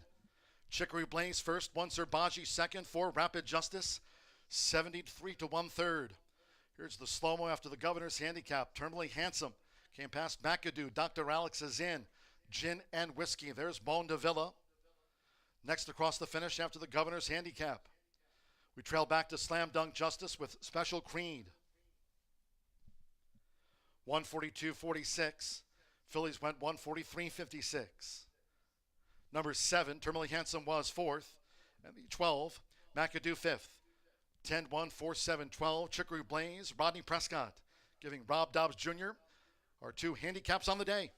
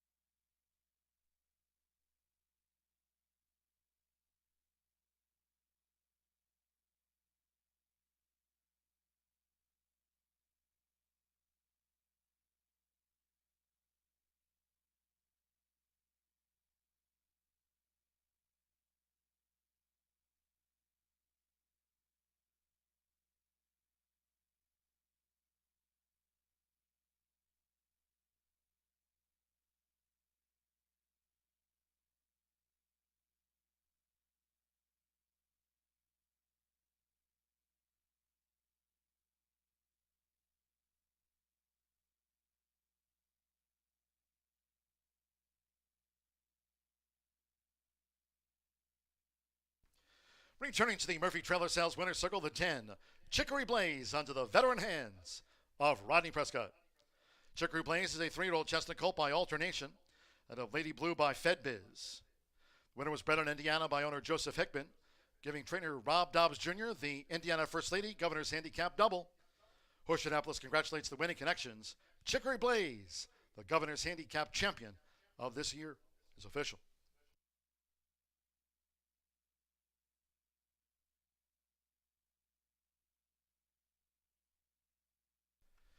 Results in winner's presentation coming up. 10-1 exacta, $35 even. 50-cent trifecta paid $189.05. 50-cent late pick 5 pays out on 5 of 5. $7,490.10.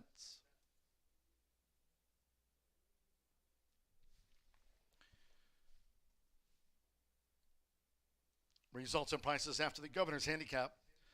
Terminally Handsome fourth, 10-cent Superfecta, $179.08 as noted. 50-cent pick 3, $695.70. 10-cent Pentafecta, $673 and change. McAdoo ran fifth. The $1 late pick 4 presented daily by Itoba, $10,440.30. And again, that 50-cent late pick 5, $7,490.10. 142.46. Winner's presentation, once again, along with Horseshoe Indianapolis Vice President and General Manager Racing Eric Hallstrom, joined by Director of Racing Secretary Chris Polson.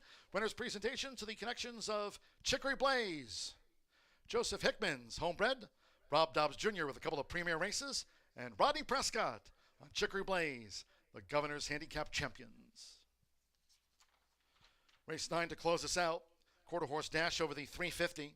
Scratch 3 Kalis, no pentafecta wagering. No quarter horse grand high 5. Scratch 3 Kalis from the finale over the 350 yards. Fast track. Exacta trifecta superfecta. 6:28 revised post time.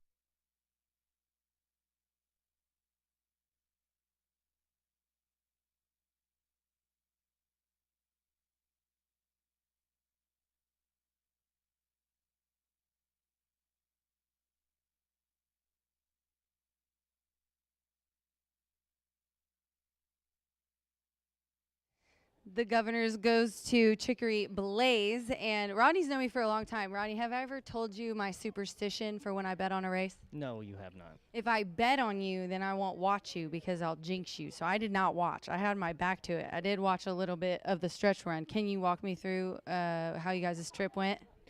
Yeah, he broke a little slow, actually, or, kind of messed up in the gate just right before it opened. We were back further than we anticipated on being, but he handled it very well. He just relaxed back there, and when I asked him, he ran and kept going down the lane. He seems kind of like you, real calm guy. He doesn't seem like he gets too worked up, but does he? Is he kind of a lot to handle? Yeah, he can get a little worked up. He can be a lot of horse at times. And he came in the winner's circle like it was no big deal, but it's hot. Yeah, it's hot, and he's tired. Well, congratulations. You guys are 5 for 5 together. How's it feel? Yeah, great. Thank you. Well, congratulations and good luck in the future. Thank you. All right, everybody. Governor's is in the bag. Rodney's going to go get all that mud off his face. It was a wonderful couple of handicaps, both won by trainer Rob Dobbs. And him and his wife wanted me to tell you guys that they just wanted to thank the owner, Joe Hickman, for being patient with them and this colt. I love where he's put them in, and they do too. So congratulations to the connections and all involved in Chicory Blaze, who just won the Governor's. We've got a quarter horse event coming up, so stick around for Martha.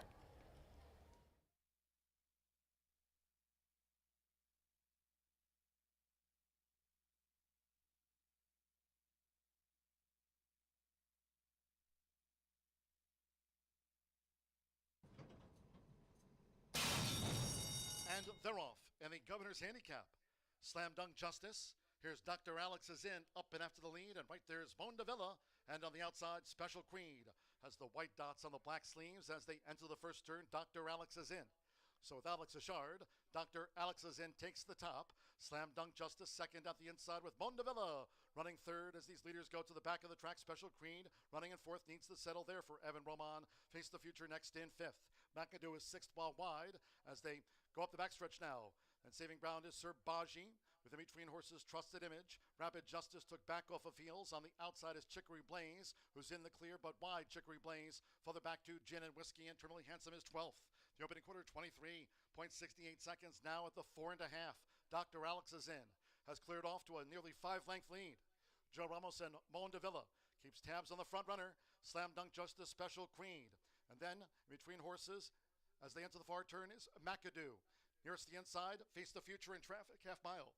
47.67 seconds. They round the far turn, inside 3 to go. It's Dr. Alex is in. Mondavilla now narrowing the margin. Chicory Blaze steady headway from third. Special Queen with McAdoo. Serbaji's building momentum on the far outside. Slam Dunk Justice, Face the Future is next as they come for home now. And they straighten away after 3 quarters in 1 minute 12.36 seconds. Trusted Images last. Dr. Alex is in first as they come for home. As Chicory Blaze bears down. Chicory Blaze just took the front from Dr. Alex is in. Serbaji continues to gain. Toward the inside is McAdoo. On the outside, Rapid Justice. Mondavilla toward the inside. They're close to home with Rodney Prescott. It's Chicory Blaze bounding home in the Governor's Handicap by 3. Rob Dobbs Jr. sweeps the premier races. Serbaji was second to Chicory Blaze. Rapid Justice, Terminally Handsome made up ground through the...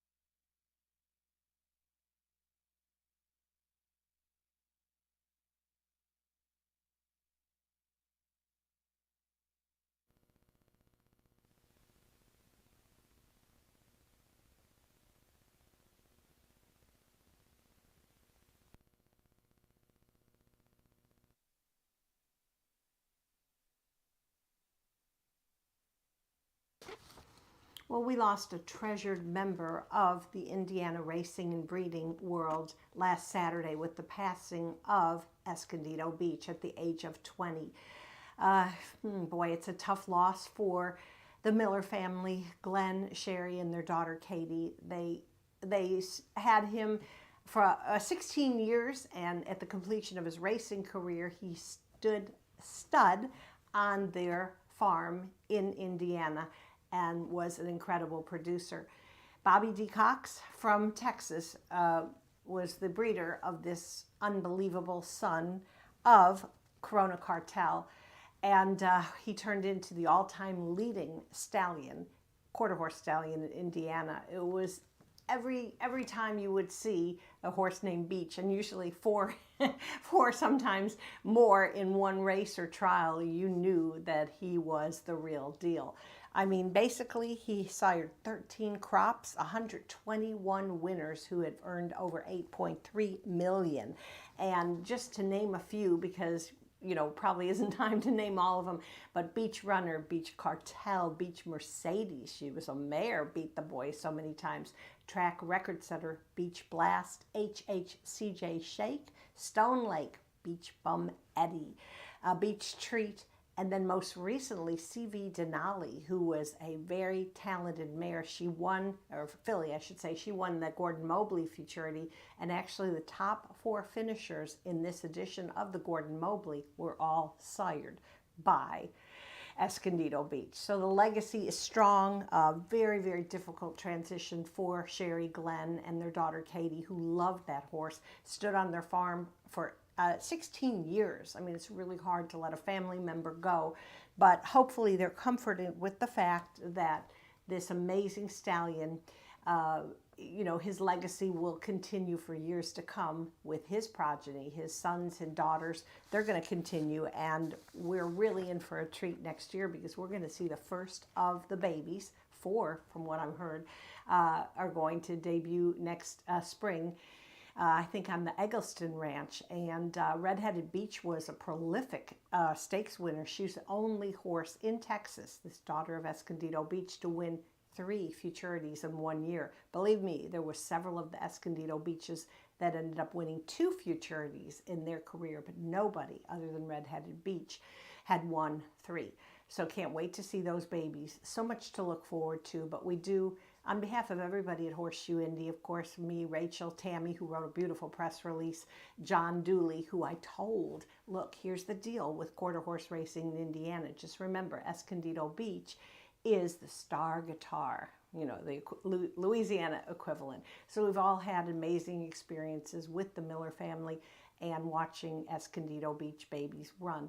Lots more to come with that family, and we look forward to seeing the sons and daughters continue his legacy for many, many years to come. I'll be back shortly with the preview of our finale.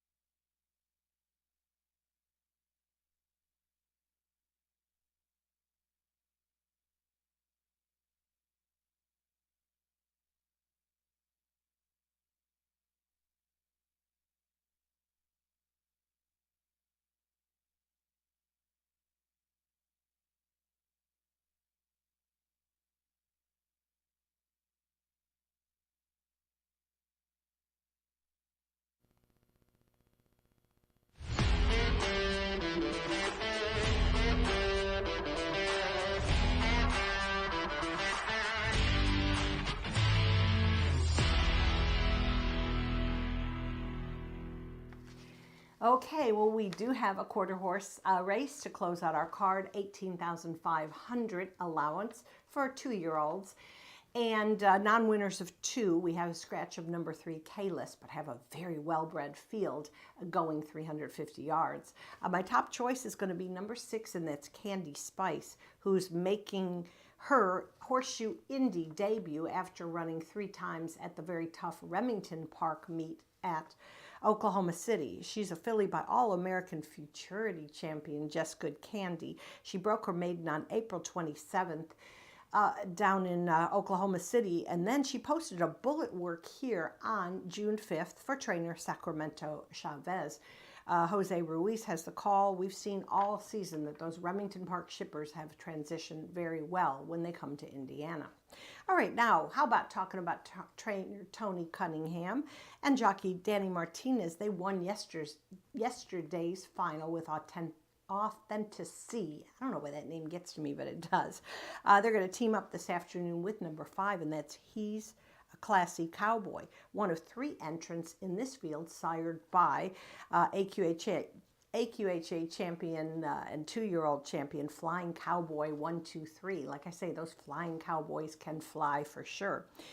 So anyway, this horse broke his maiden here on May 21st, but had trip woes in the next start, which is a trial for the Jaguar Rocket Futurity. He finished 5th in that trial, obviously didn't go on to the final. Now he's going to run as a first-time gelding. When you see that FTG name in the program, you know that they've just decided they are not going to breed him. They're going to run him as a racehorse, and sometimes the focus improves after being gelded. That's my short version of that. All right, how about number 7, AJK Sikaru Cowgirl.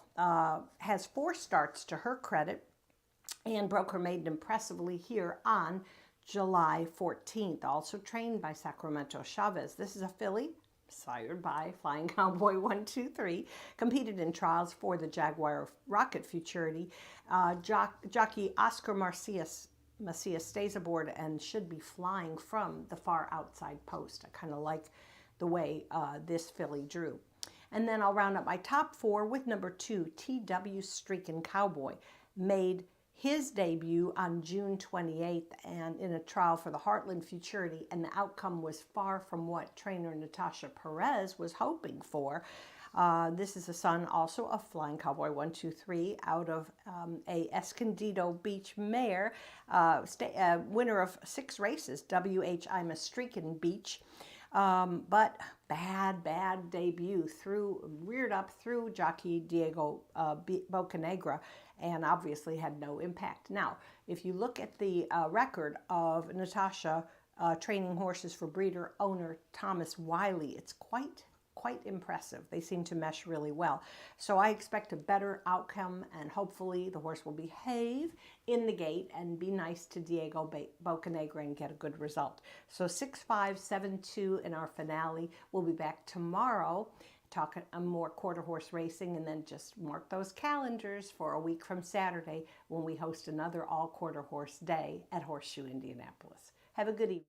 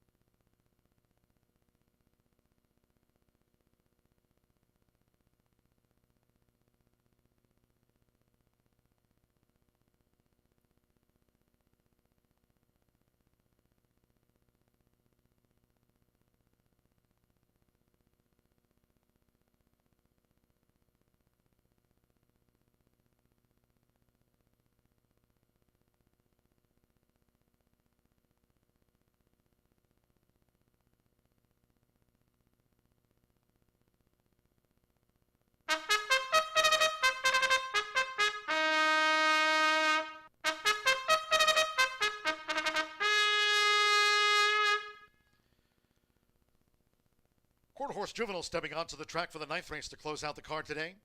At 350 yards, fast track, no wind, a field of 6. Scratch 3, Kalis, no quarter horse pentafecta. Scratch the 3, exacta, trifecta, superfecta, with 3 minutes to post time.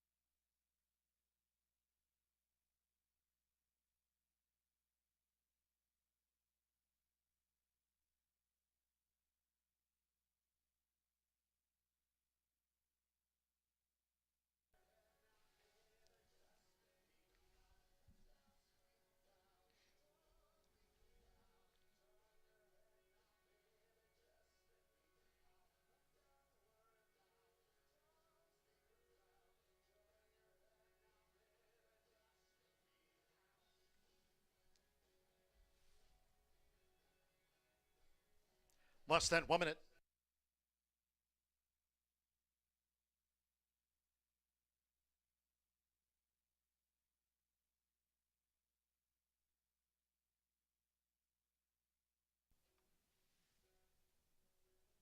The horses are approaching the starting gate.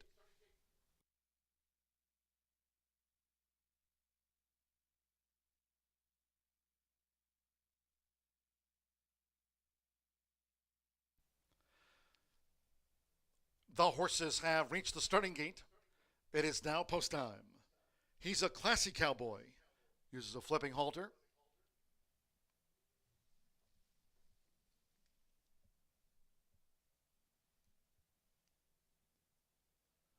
One speed Los Panospi coming up to join. He's a classy cowboy. Now TW streaking cowboy.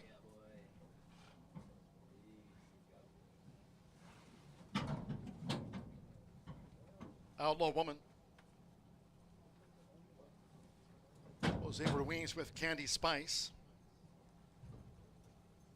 3 times started at Remington Park. Candy Spice went in well. One more. Oscar Macios, AJK, Socorro Cowgirl. Got 350 yards, fast track. Thursday post time, 2:10 p.m. Eastern. Here comes the last. They're in the gate. Off to the Wednesday finale. Fast start for One Speed Los Panospi, chased by TW Streaking Cowboy. Here comes Outlaw Woman, who just leads the 2-year-olds past the 2:20. And on the outside is Candy Spice with AJK Socorro Cowgirl. He's a classic cowboy well back. And here's Candy Spice, the Oklahoma bred filly. Candy Spice on the wire in a photo with TW Streaking Cowboy. Close, Outlaw Woman with He's a Classic Cowboy, One Speed Los Panospi, and AJK Socorro Cowgirl.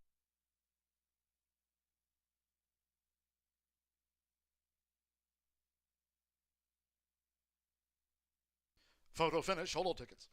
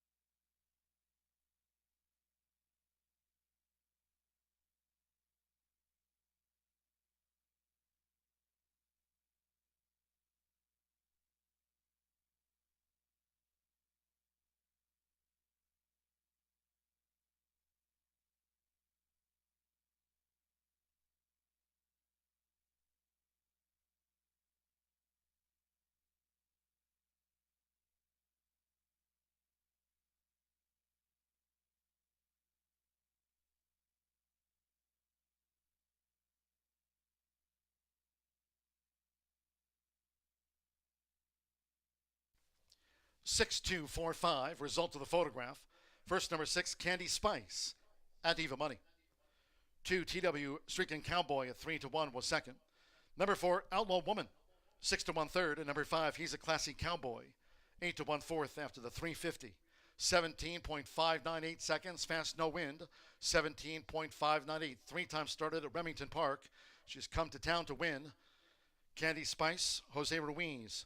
For Sacramento Chavez and AJK Racing Stables LLC, it's Candy Spice in at Eva Money.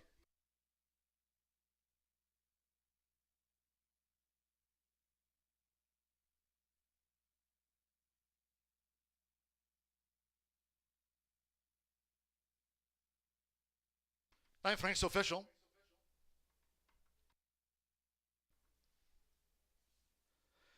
Being 6-2 exacta. Paid $19.40, 50-cent trifecta, 624, $18.65. The 10-6 double, $12.60, 10-cent superfecta, 6245, paid $9.28. He's a Classic Cowboy, ran fourth. Final pick 3 of the day, 50-cent pick 3, returned $32.95.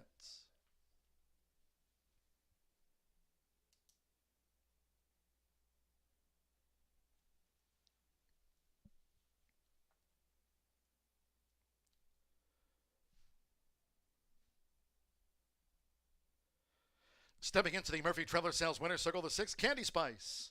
The winning rider was Jose Ruiz.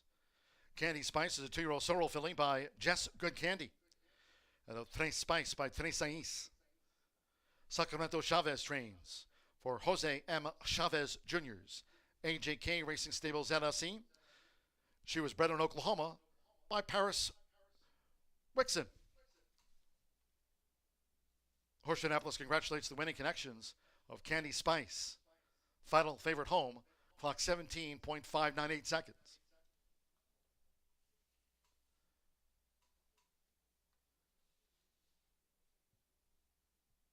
That concludes our live racing program for today. We thank all that joined us here at the races. Cheers to all who tuned in. Next live race card will be tomorrow, Thursday post time at 2:10 p.m. Eastern with 9 carded, including the Mary Holman George overnight stakes for the quarter horses to close out this comeback week. Again, off tomorrow at 2:10 to wrap up the week. Until next time, for all of us here at Horseshoe Indianapolis, it's been my pleasure for the broadcast booth today. Track announcer John G. Dooley saying good night.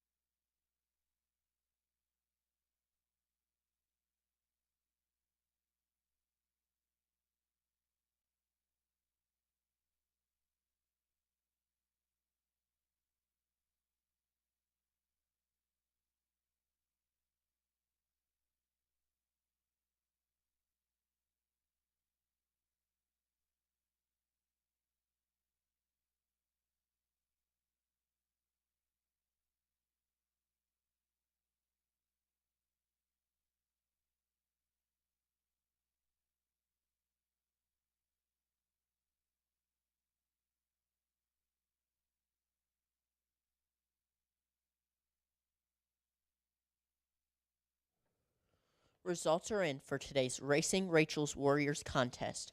Congratulations to Diana Cheney in first place, Jeremy Ackridge in second place, and Mary Combs in third place. Since the top 4 players have already qualified for the final, the 5th highest player, William Cohen, will advance to the final on November 12th. Thank you for being here at Horseshoe Indianapolis, and we hope you have a great night.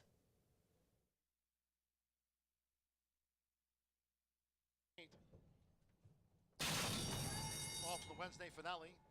Fast start for One Sweet Los Pinot Sweet, chased by TW Streaking Cowboy. Here comes Outlaw Woman, who just leads the 2-year-olds past the 220. And on the outside is Candy Spice with AJK Socorro Cowgirl. He's a classic cowboy well back. And here's Candy Spice, the Oklahoma bred filly. Candy Spice on the wire in a photo with TW Streaking Cowboy. Close, Outlaw Woman. Off to the Wednesday.